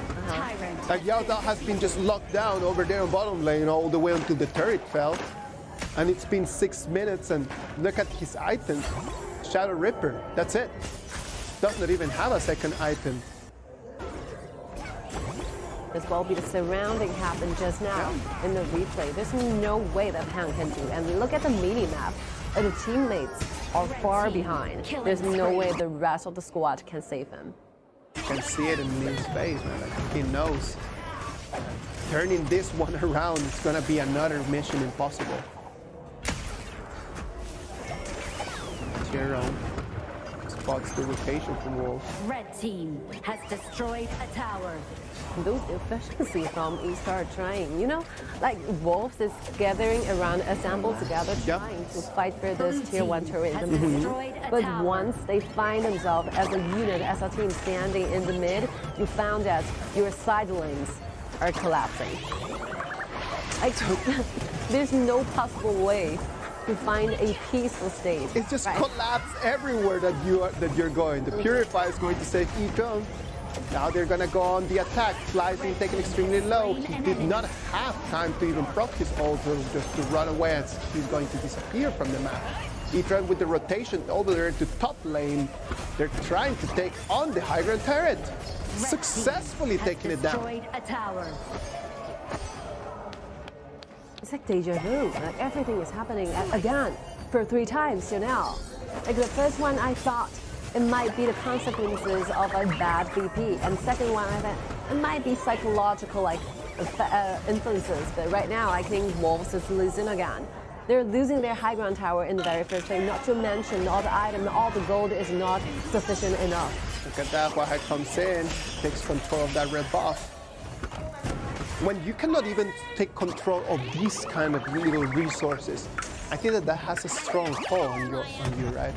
Like it's just psychologically, it's just so difficult when you cannot even protect the one red buff that you've been hitting already for 5 seconds. Well, Splendor will be the first full item for Tian to build. Splendor? Huh. Protect himself during the team fights, just to stay alive. Yeah, when you know that you're utility, right? You just need to be alive. Your job is just to try to stun them, slow them down. That's it. Leave the damage to someone else. And also Splendor can save them from Xiao Pang's ultimate, from Fan Fan's ultimate. To dodge for a few seconds. Fly jumps in, but he flashes his way out of it into safety. They can accept to lose this very tier 1 turret in the mid. Yeah. Because they have already lost the high ground tower in the top lane. So it will be like a matter of time. Yeah, of course. Like, there isn't much to defend in there, right? At the same time, like normally you do not want to lose that turret in the mid, because it allows your team to come in to take your resources. But the resources are already being taken. Already gone. What's there to defend anymore? Coming in, Fan comes in. Tian spots him. He's being controlled, brought back. The damage is not lethal. E-StarPro, the only goal that they have is just the buff. They do not even want to go for the kills. Just one single engagement happened down in the jungle just cost Wolves double flashes. It's not a good news. You're always trying to defend yourself. You're always trying to buy yourself better exit during the team fights. But you're not looking good. But it's not actually working. That's the thing. That if it'd be working, and then you would be able to stall the game a little bit more, then you'll be like, okay, yes, it is going on. It's 11 minutes, and it doesn't look like in any way like Chongqing.Wolves can turn things around. They need to wait and hope for an E-StarPro gigantic mistake. And right now, their huge purpose is just, Wuhan number 7 just got killed by Lady Sun. That's a solo kill over there. Gonna be it. Look at that. Destroyed a tower. Super minions coming in from top lane. Pang wants to try to clean this out. He won't be able to survive. Fan tried his best to protect him, but it was not enough. Right now, it's gonna be a 5 against 2. 5 against 2. It's gonna just call it a day. Nothing that could have been done in there. Just call it a day. Match point it is to the side of E-StarPro. And from now on, we have to speak and have to talk about one cruel truth. It's not a single Robin again. I don't want to mention this again. I just want to discuss how difficult it could be for one team to lose in the very first 3 battles and still be the winner. Among all the matchups, we have thousands of important tournaments and matchups going on. We only see 3 times in history that if you lose for 3 and you won 4 future matchups in return. This happened only for 3 times. But not to mention, they're not that laid back in the remaining hero pool. They're not that laid back in the whole spirit and morale. It is difficult to watch this kind of performance. It's very heartbreaking to see this. It is it is not what we were expecting, that's for sure. Like we were expecting a little bit more of 50-50 kind of game. I'm gonna give it to eStarPro, right? Like they're just being so strong. Their strats are just working perfectly. Their heroes picks are just being amazing. Amazing. On the other side, nothing that Chongqing.Wolves have been able to try to find just to try to come up with a solution for it, right? Like it's the same as you have an equation that you're trying to fix, but doesn't matter what you move from one side to the other, it just doesn't seem to be able to be fixed. You just got busted Yeah. to every single route you choose, to every single angle they go. They're always gonna be those enemies lying down there waiting for you to arrive. Just look at the way that Yao Tao was destroyed in that last one. It was a 1v1. What was Yao Tao doing right over there? He's trying just his very best just to protect the turret, but then it's just spotted in by Lady Sun, destroyed, completely annihilated. What's there to do when you're trying to protect your high ground with no marksman?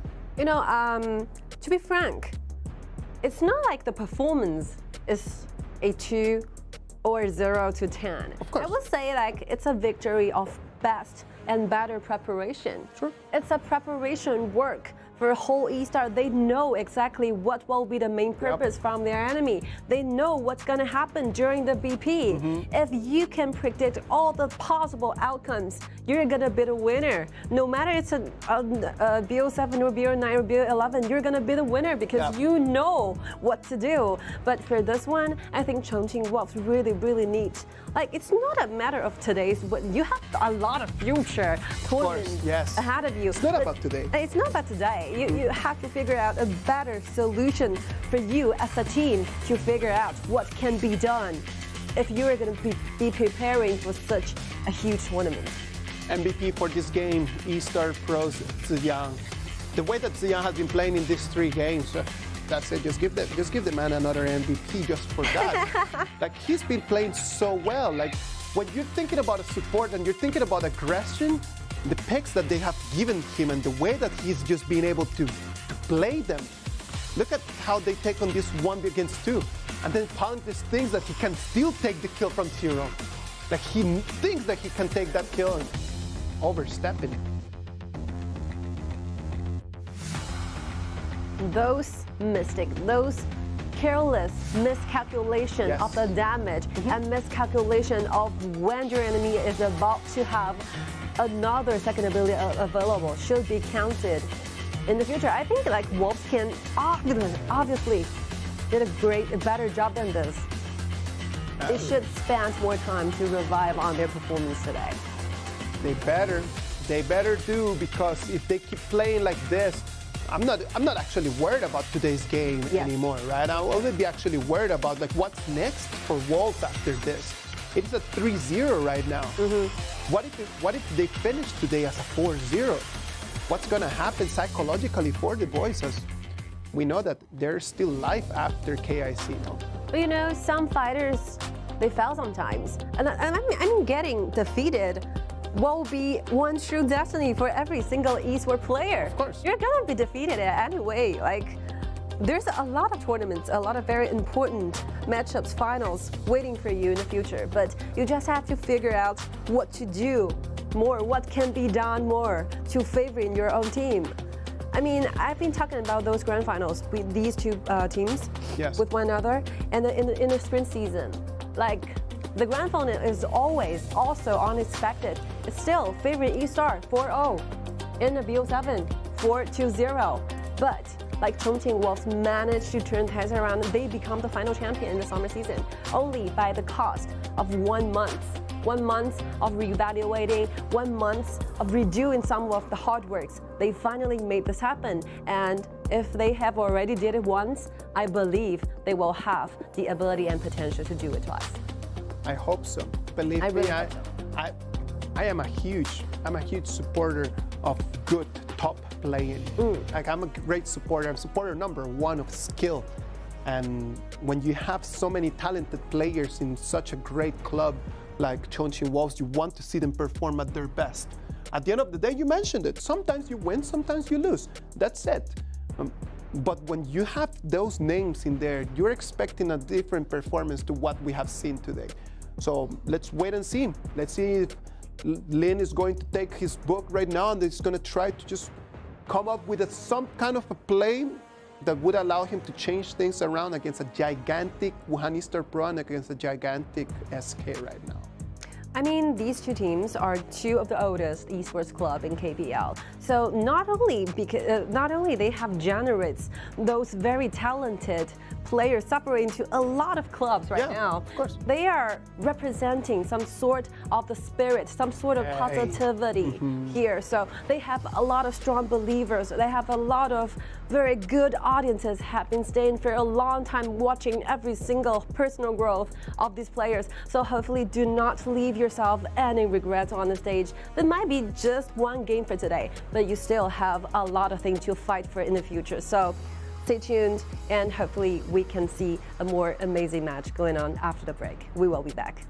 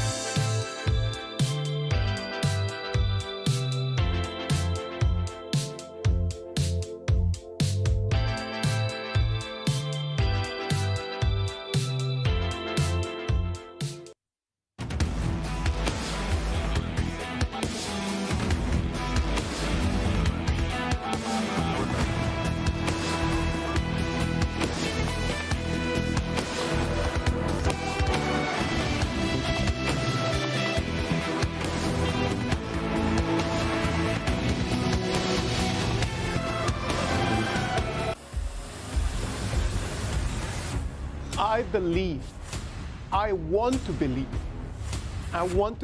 that the team that you have in front of your screen can turn things around. I want to believe. A lot of things might happening. I don't want to count down the remaining meta heroes from the side of Wolves.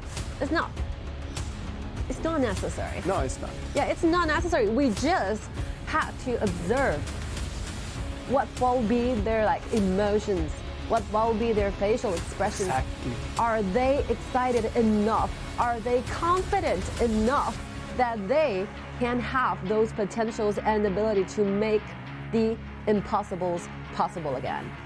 A lot of times it's just about body language, right? Like I know that a lot of coaches have always told me, you need to make yourself look bigger.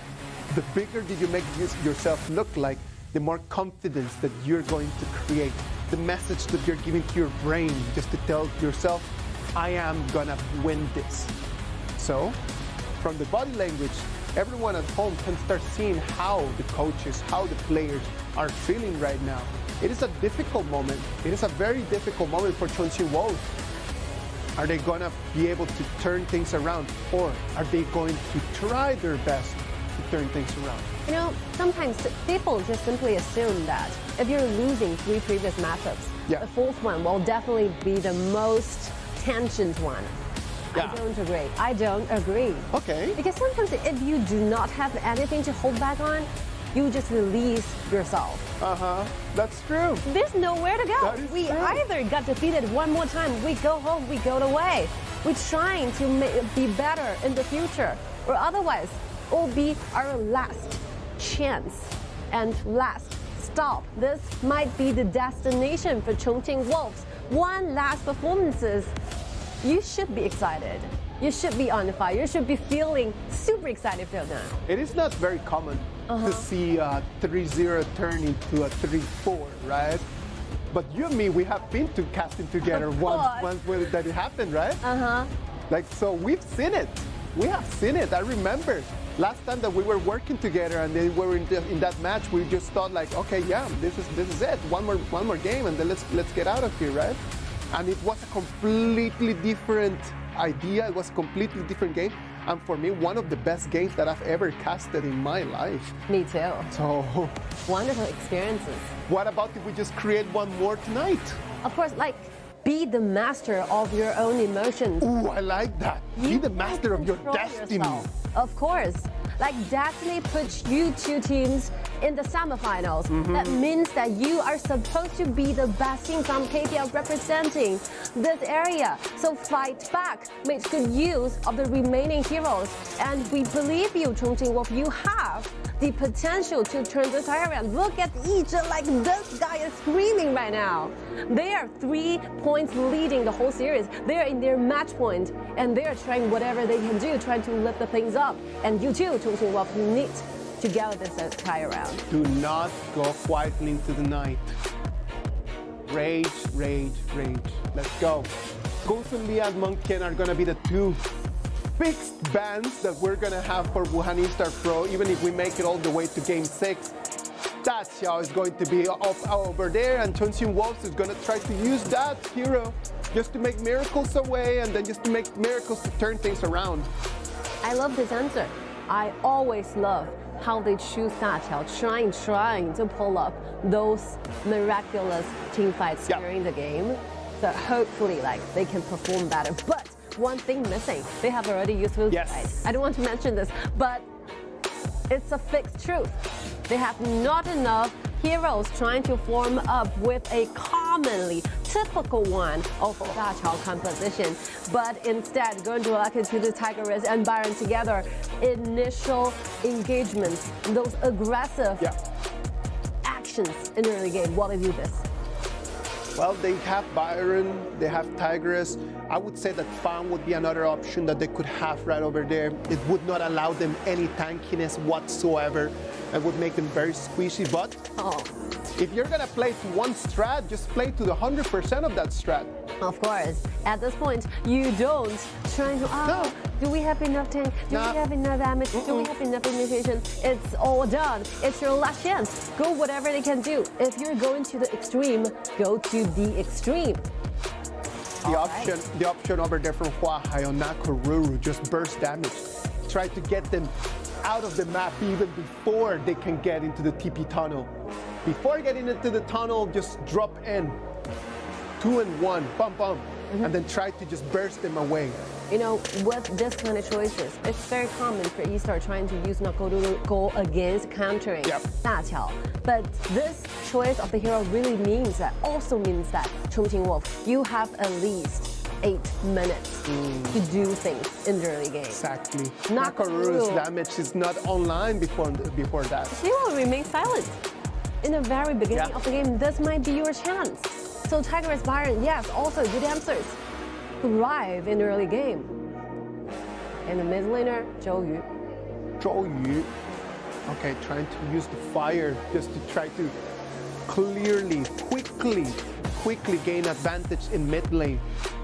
They banned Zhao Jun, so the options on mid lane for Chongqing.Wolves are very scarce in terms of trying to gain advantage with the minion wave. Ganjiang. All right, the remaining heroes, I think this suits to this kind of situation the most. Ganjiang, clean the waves, and also in initial game, like early game, it also like have a lot of burst damage coming out from the ultimate. All right, they're still like wondering what will be a better solution when it comes to marksman. The AD carries Yarrow. Just in case. Just in case. Just in case that this goes to late game. If this goes to late game, if we make it to 16, 17, 18 minutes, we still need someone that can stand over there. Your dream is being answered. I told you. Based on what we have been seeing, it was just that. It's the pinnacle of aggressiveness. It's the pinnacle of just like playing to the strategy, playing to the strength of a hero, of the strength of a player. And that KIC2022 is just that. It also makes sense. Yeah, it does make sense. Yeah, it also makes sense, of course. Like, you need to form yourself with those heroes who have the ability to shift your enemies around, making them go to the angles they do not want to go. So both like Lianpo and KIC2022 will be a very good countering heroes when you're doing those team fights going against Xiao, trying to make sure those team fights, those enemies will be pulling back within your own abilities. Oh. Let's wait and see. It's gonna be a beautiful match. This is gonna be a beautiful match. The one thing that I'm a little bit worried for Chongqing.Wolves is they need to be very decisive in the first 4 minutes of the game.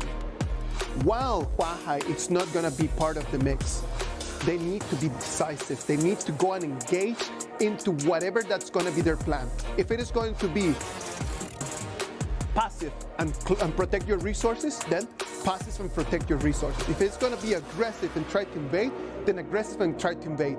But it needs to be 4 of them. It cannot be a 1, it cannot be 2, it cannot be 3, it needs to be 4 of them. It needs to be a clear teamwork.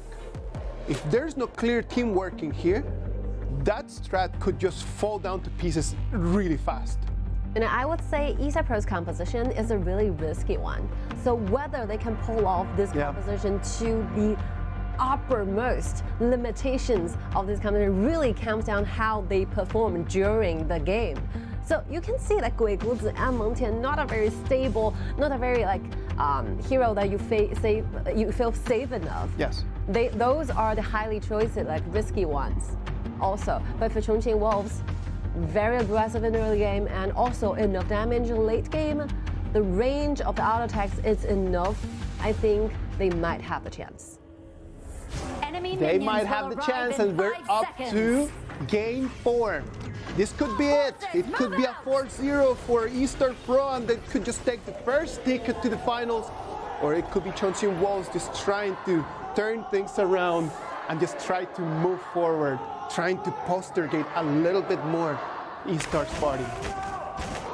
Will this be the end of the night? We are all wondering. We're all wondering, look at that. fly. Fires. Oh. Flashes his way away. Tiger's already being aggressive.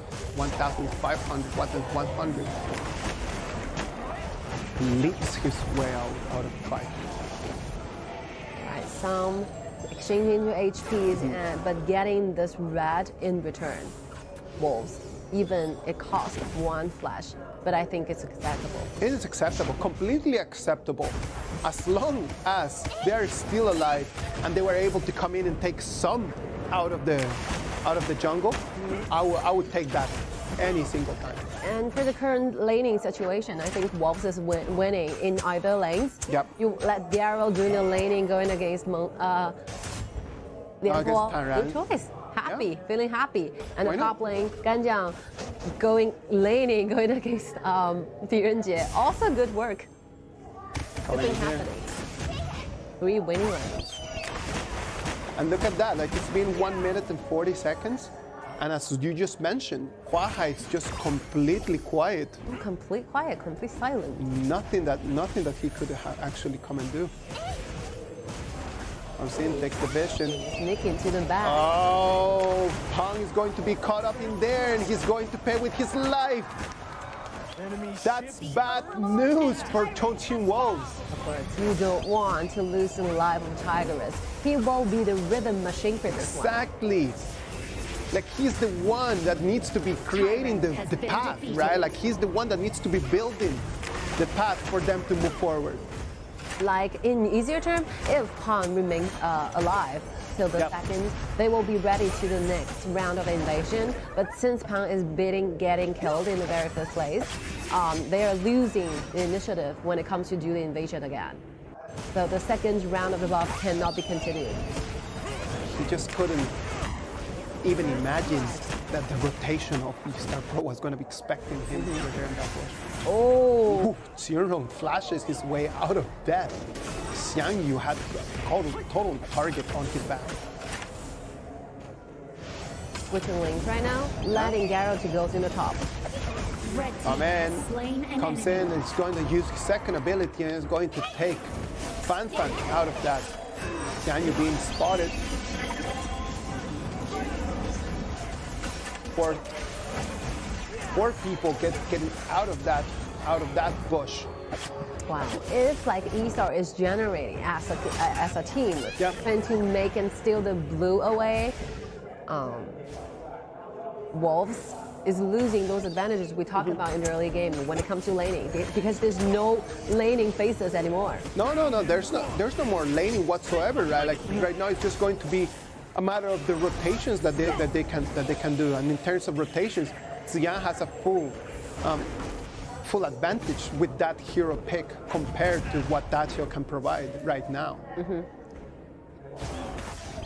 Look, Wuzi is not only famous for the huge initiation using the second ability, also the ultimate will enable the entire team to have one extra acceleration. One more time, he's going to fall. Hua has been taken extremely low. He's going to be a 1-to-1 trade. Now Tian is being targeted, and it's going to be a 2-1 trade for Chongqing.Wolves. But look at EDG.M. All responsible for the towers. Only. My only duty is to take down towers in this game. Nothing else. He knows that in the scenario that they need to fight against each other, like they have the advantage. In the scenario where they need to fight, like they just need to wait a little bit more, just a tiny bit more for Huahai, and they have the advantage. Already Peng has died twice in this whole game, and that we know that is going to be very bad news for him. Catapults moving out. Look at that. Red team. He cannot reply back. I think this kind of team fight is the prize that East are willing to take. Yes. Willing to play. They will throw up anything they got, trying to kill Xiao, trying to put a stop sign for Wolf's whole rhythm. And then, if your junglers are kept being killed, you cannot just simply rotate using the dash. Yes. You will become all the time outnumbered. Like then the rotations are not going to be that dangerous. And that's the main idea about playing this whole Xiao strat, that your rotations need to be danger. And you need to make everyone fear your rotations. 5 people rotate to bottom lane from Wolves. But you're always neglecting one true lane. You think the top, like with the wave, DRG can easily take down. And then you're going to give this level 1 turret, but if you're gonna take that level 2 turret. And not to mention the personal gold. Oh, look at that. He wants to jump in, comes in with the flash. Xiao is going to be spotted one more time.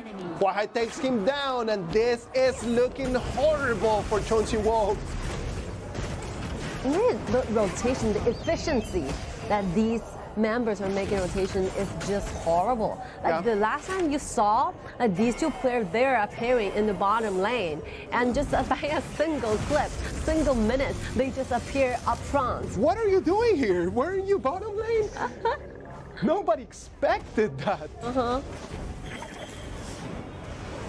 Good teams are so good at hiding their own vision and even more giving you the wrong one. It's about deceiving your enemy, of believing you're going to the different rotations and different directions. This is what eStar did really great just now. Great performance right now from E-STAR-Pro. Nothing right now that Chongqing.Wolves can do, as they have green light to take that bottom tier 2 turret as well. They're gonna try their very best to exchange both turrets. But I don't think that they're gonna be able to. Tian is just looking majestic in there. Nothing that they can do to try to do that. Another ultimate trying to assemble here.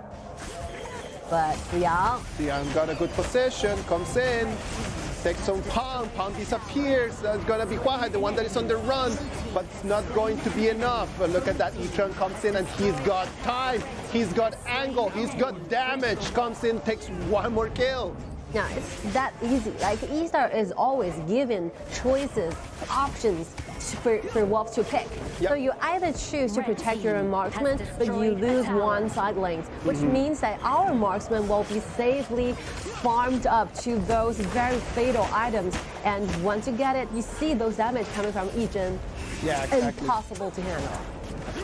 And that's the thing about DRG, right? In the moment that he's got items, he could be one of the most feared marksmen in this whole game. Wow, just a combo, and then Pan was immediately just taken out of the game. Disappearing from the map. One more time, look at this. They're trying to find the right angle. They want to find Yao Dao. Yao Dao is going to disappear. Oh, the TP tunnel takes Xiao out of it. And it's going to be Fanfan, the one that is going to escape as well. Well, that's really dangerous. If Xiao managed to pull Fanfan out again, I think this game will probably going to be finished. Yeah, of course. They're looking for those waves alive in either route. And eStar is looking so good at this point. Not to mention, this will be their game point in this BO7. Yep. If they continue to build this kind of leading situation in the whole game, they will officially be announced as the very first one who have to take it to the grand finals. What was Pan trying to do right over there?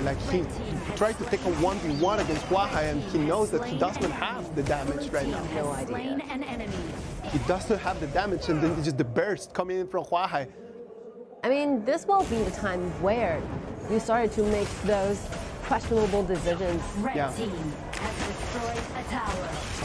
As long as Yao Dao is alive, Chongqing.Wolves have an option.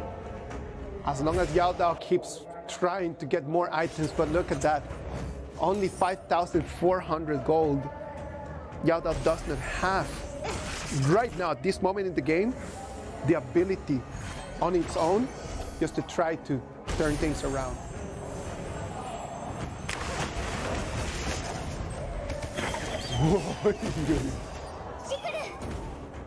Very close one, huh? Very close one. If you're watching the game in this kind of angle, you got frightened easily. That was crazy. Oh my gosh, look at that. Tian already finds one. Can he get Fly out of there? Yes, it is. Fly disappears completely. Pan just waiting in the bush. He knows that he only needs the vision. Yeah. I mean, the total damage are completely two different like levels. Yeah. So you cannot just simply compare how they're gonna do during the team fights because they are starting off in this game like with such a huge difference. Yeah, exactly. It's not like they even started in the same starting line, right? I do believe that since the beginning of the game, it was already like very clearly for one team. Dark Tyrant has been defeated. Dark Tyrant gonna go for Wuhan.eStarPro, and right now they've got both the Overlord and the Tyrant.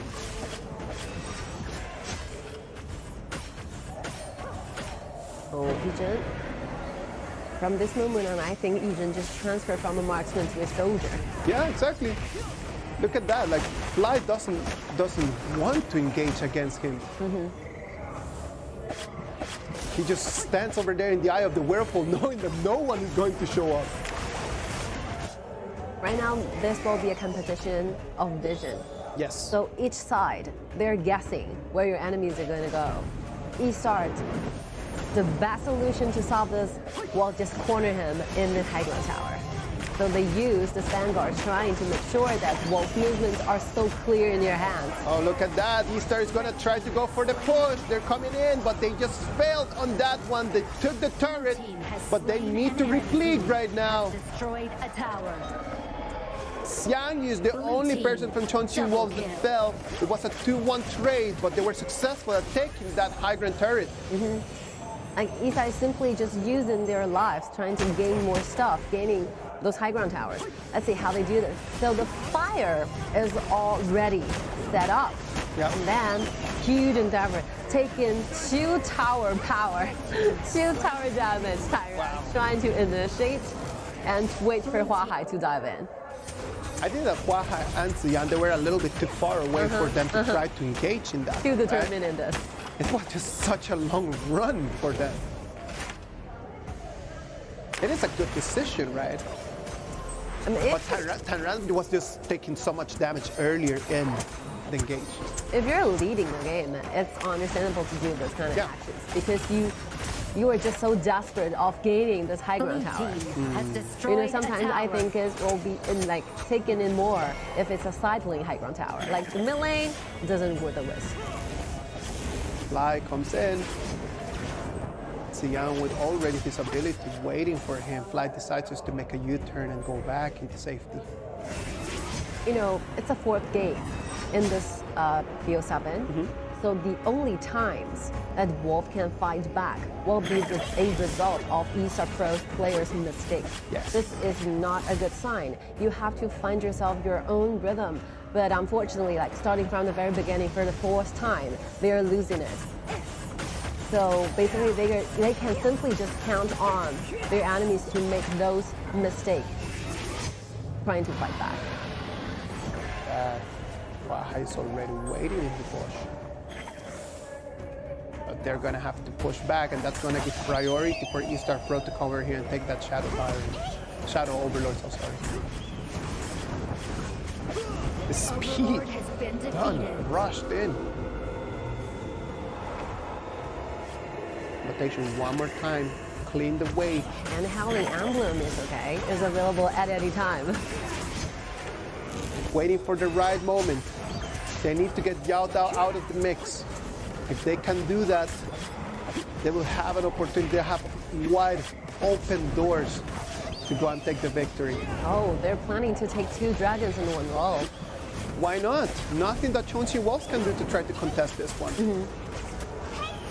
This is a safety gesture, which means that eStarPro is really getting prepared to become the winner of this game.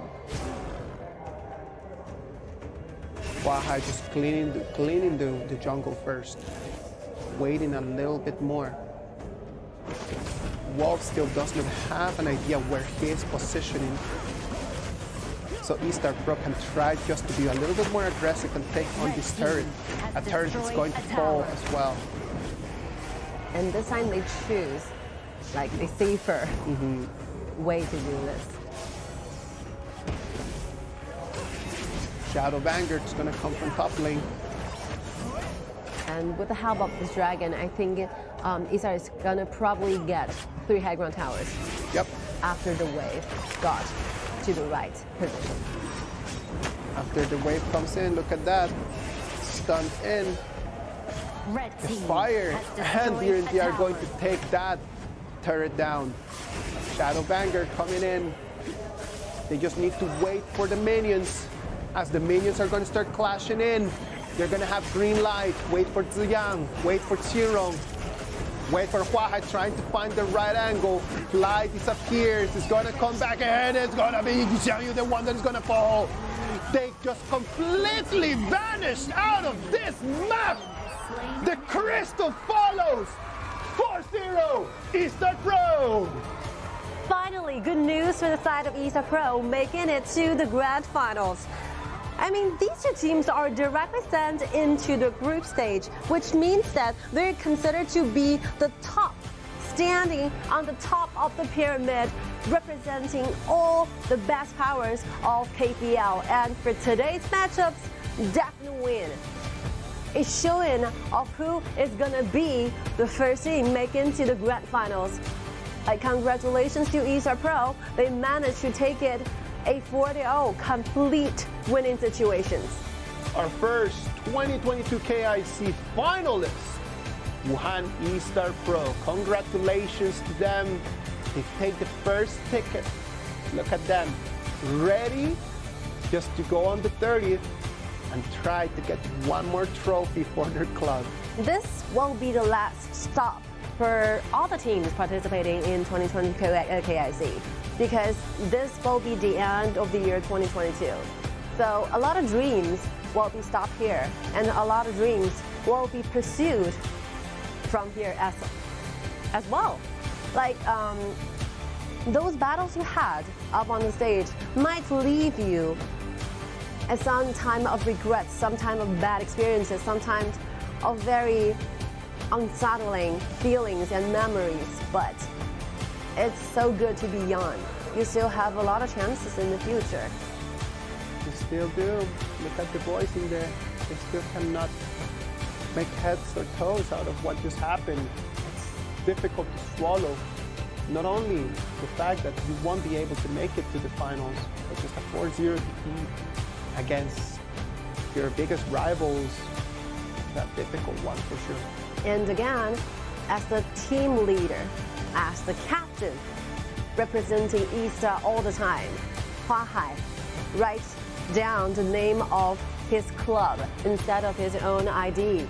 E-Star will be the only goal, will be the only team that Huahai has been representing as a whole career. There's no human being bigger than the club. You gotta remember that. There's no individuals that are bigger than the club, and then just by what Huahai just did right over there by writing Wuhan.eStarPro instead of writing his name, it just shows that he understands that at the end of the day, it's not going to be his victory. It's going to be the club's victory, and the club's victory transforms in the audience's victory. There's a lot of ups and downs for Wolves. Yeah. Like in the beginning of 2022, they actually got in like the exact same situation, and they got defeated by E-Star, the same 4-2-0, but they just magically fought back into the summer season. So among all the esports clubs we're talking about, like Chongqing.Wolves will be the one I just do not worried about their mentality. Yeah. I just know that if they will you bounce have back. conquered this one more time, you can possibly just do it one more time. So yeah, conquer back. Oh, whenever that you have seen what they have seen, right? Like whenever that you've experienced what they have experienced, coming in and then you losing in semifinals, coming in and losing a final, that's the stuff that they have lived before, and they have just continued moving forward, and that's what the only thing that they need to do. It is difficult to swallow a 4-0 defeat in a semifinal. Nobody likes that. Nobody is supposed to be satisfied or happy about this, but E-StarPro. But at the end of the day, it's competitive sports. Sometimes you win, sometimes you lose. I mean, applause and appreciation should be awarded to the one who have better preparations. Yes. I mean, you can see how well they prepared for this. All the BP, all the draft, all the ban and the target and the counter strategies they have performed during the game are so good, are like a very high quality state. So they deserve to go to the grand final. They deserve it. They came in and they showed that it's not only that they deserve to be in the final, but that they are a huge contender to take the trophy. Why the MVP for this game 4 on that Nakoruru. You can see the rhythm is totally different. We assume that Nakoruru will be spending at least over 5 to 8 minutes trying to farm up. But the second, once they are enough and pretty sure that they will have enough kill to kill Xiao as instant, they just gather around as a team and started to do the things that Wolves cannot handle. And that's it. It's like we talk a lot about like early game or like late game or like waiting until this happens. Yes. And it's not about time. It's a matter of decisions. You see the opportunity, you go for it, and then it means that you don't need to wait for 8 minutes. Then you need to wait for only for 6. And it happens twice, and then you don't need to wait anymore. Look at that. It's 8 minutes, and he was taking over there already like his 3rd kill. You know, eStar is continuing to refresh or to just build new and better understanding of this game, Honor of Kings. We're just going according to the rules, the instruction they're showing us. Our understanding and comprehension of this game is according to eStar's performances, how they digest to different kind of system and composition. They are the one who's responsible to write answers in every single meta. That's the reason why they become the champions all the time, and once again, one more time, make it to the grand finals. They're pioneers in that, right? Like when the meta comes out, that's the first thing that you normally would do. Just go and check on what eStarPro is doing. Check on what eStarPro is picking, and then after that, you can make your own conclusions on how the meta is going to be played. Of course. When the patches are just being renewed and then everything just changes, just go and check on what the Blues are doing. Most of the time, they're going to be correct. Most of the time. Historical. Well, for Chongqing.Wolves, that's going to be it. It's going to be them just moving back home and then just checking on what they can do in order to just fix problems, fix mistakes, fix errors. We did not even see one Tempest Dragon today in this whole game, and that tells you a lot about how Wuhan.eStarPro just had the pace completely on their advantage. They just completely controlled the game since very early, and that just sets up the first task for Chongqing.Wolves as they're gonna move into holidays. How to react back to such a huge, fast pace coming in from your opponents. And I mean, the failure is temporary. I really believe this. I really believe this. So once you have a fixed mentality, you have faith in yourself, you have confidence in your own performances, you're gonna make to those grand finals again once you unite as a team. All right, so we are ready to do the interview. We have the honor to spend some time with Fly. Just connect with Fly. Fly, 你好，跟我们打个招呼吧。好，大家好，我是重庆狼队的弗莱。It's pretty unexpected, this kind of outcome. So how do you feel after today's matchup? Share with us what you're thinking about right now.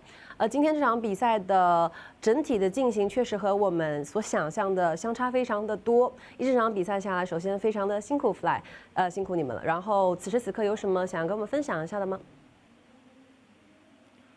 分享，今天主要感觉，我们队伍的整体状态没有对面好吧？对，今天也是，一个很快的一个比分，一个大比分就输掉了嘛。All right, so frankly, we think, and personally, I think that we have a lower competing whole situation compared with our enemy. And I think this kind of ending and result is also unexpected as at the same time. All right, 这场比赛之后呢，会有一段比较长时间的休息。Fly 希望在这个休息的时间和整体队伍一起做怎样的一个调整呢？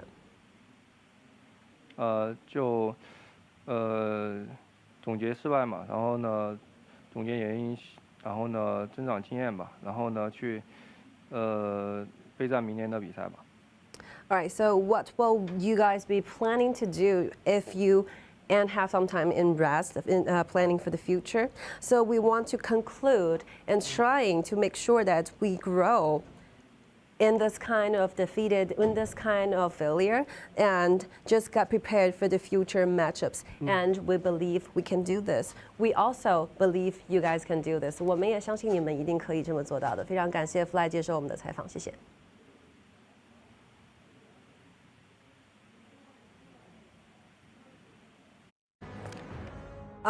Yeah, like it is a tough one, right? It's a very tough one. Normally you really want to enjoy interviews with Fly because he's a man that he always comes in, he has a lot of words, and he really wants to share like his understanding of everything with us, right? But you can see from just the interaction right now, like what's going on. Through his mind, it's just a very difficult moment for them to just leave this KIC with not the result that they were expecting. When you ask him like what are they going to do next, the only thing that he can come up with is like we just need to summarize what were the mistakes, what were the flaws, and then just try to find solutions to that. A very different performance and interviews that we normally have from the man. Yeah, but I think it's a precious moment because you can see those feelings are so real. True. Those present feelings that he's really feeling very upset about what's going to happen, what's just happened, and just cherish this moment because everyone will get like this, to be like this once they are defeated.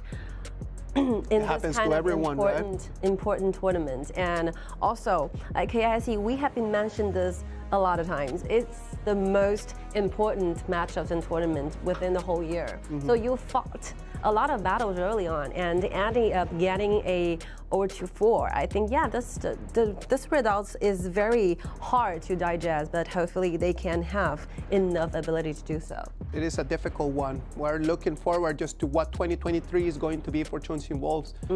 We're looking forward just to see them in the next year's KIC, that's for sure, and in the KPL tournaments. And then let's see what they can do. It's time for them just to go back to the board and then just draw new strategies. That's it. Keep evolving. Keep fighting. Okay, so we are ready for the interview. Let's spend some time with 花海。Hello， 花海，跟我们打个招呼吧。大家好，我是Wuhan.eStarPro 的花海。花海，今天4局比赛，觉得自己哪一局发挥的最好啊？4局比赛。感觉蓝那一把发挥比较好吧，那一把人杀的比较多。All right, you have been through 4 matchups in total, so which will be the one who think you performed the best? So the answer will be like the one I played long because I got the most kills over that one. Super excited. 今天的比赛当中呢，就是看到很多很意外的英雄，比如说是嫦娥，可以跟我们分享一下为什么在这个版本呢，嫦娥会变得突然这么热门吗？第一个点的话就是这个版本有很多法师英雄没有了嘛，然后嫦娥的话又是比较好打火舞的，然后我们两边其实都是用嫦娥来打火舞，对。All right, so we were wondering what will be the reason why Chang'e just suddenly got so popular in this current meta. So the answer will be like, firstly, because our choices in this current meta for mages are quite limited. So we just started to discover what can be picked as a very good and solid solution. And secondly, we think Chang'e will be a good countering character when doing the laning going against Mai Shilanui. And that's a reason why we chose Chang'e in our composition. 今年非常的长，花海，然后再一次进入到了本届 KIC 的总决赛。此时此刻的心情和感受，可以跟我们分享一下吗？现在的心情的话，就是比较激动吧，因为年底的最后一个比赛了，然后奖金又特别的多，然后反正很兴奋吧。All right, so what are you feeling right now? Because it's a long way journey and this is KIC. So the answer from Huahai is really interesting and very cute. I mean, this is a very important matchup for us and the prize pool are so attracting and we really are feeling super excited at this point to make it to the grand final. 好，那么最后一个问题非常的简单，当然也会有些为难你啊。总决赛的对手你觉得会是谁啊？总决赛的对手的话，上次跟微博打过了，这次的话 GK 吧。All right. So who will be the finalist challenger for E-Star? Make your little estimation for us, Huahai, please. And the answer is really interesting. Like the last time in Challenger Cup, we have be facing Beijing Weibo in the grand final. So this time, I believe it will be Foshan DRG.GK Sherm. Okay, thank you so much for doing this. 谢谢华海接受我们的采访，谢谢。Really nice. I love when people is just real. They're like, what are you looking forward for in the final? The prize. The prize money. Give me the bag. So straightforward, right? Yeah, why not? Why not? Why not? And then with that said, at the same time, like he's just telling us what he's predicting for tomorrow, right?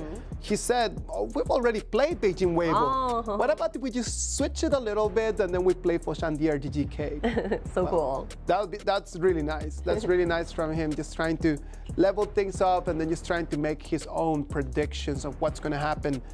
For today, Huahai had a great performance. In every single one of those heroes that he picked, he had a great, massive performance. He got an MVP at the end on that Nakoruru. And when he played Lamb, he took so many different kills, right?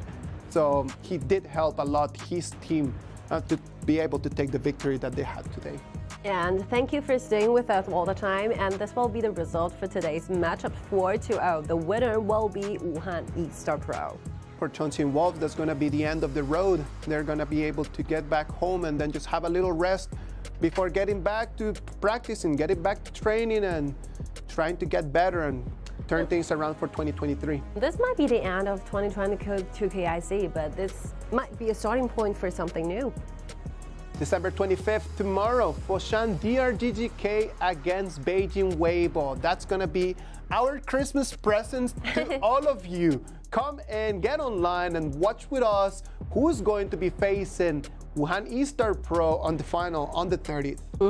Well, Huahai's estimation and prediction be correct, and the answer will be revealed after tomorrow's matchup. After tomorrow's matchup. Thank you very much, everyone, for enjoying this game with us, right? Like, I believe that we came in with high expectations and then we saw great performances. At the end of the day, the result is just going to be completely secondary because we did enjoy every single minute of those performances for sure. Of course.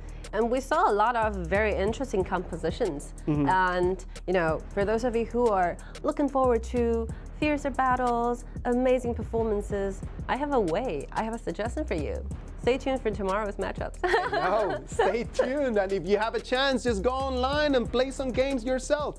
Remember, take some notes and always try to get better. Try to improve yourself. Not only by watching, but you need to go there and you need to play. Yeah. I'm feeling a lot of things right now because after doing those interview with Fly, suddenly you did another interview with Huahai. You saw those feelings are so different, are so opposite. You just know how important this tournament is to every single player. Yeah, to completely ends of the spectrum for sure. Yes. For today, this is gonna be it for us. We brought you today Wuhan.eStarPro against Chongqing.Wolves with a 4-0 victory for the blue side. Thank you very much, everyone, for being here with us, and we will expect to see you tomorrow for our second semifinal. Hope that all of you have a good evening and a good night. Merry Christmas.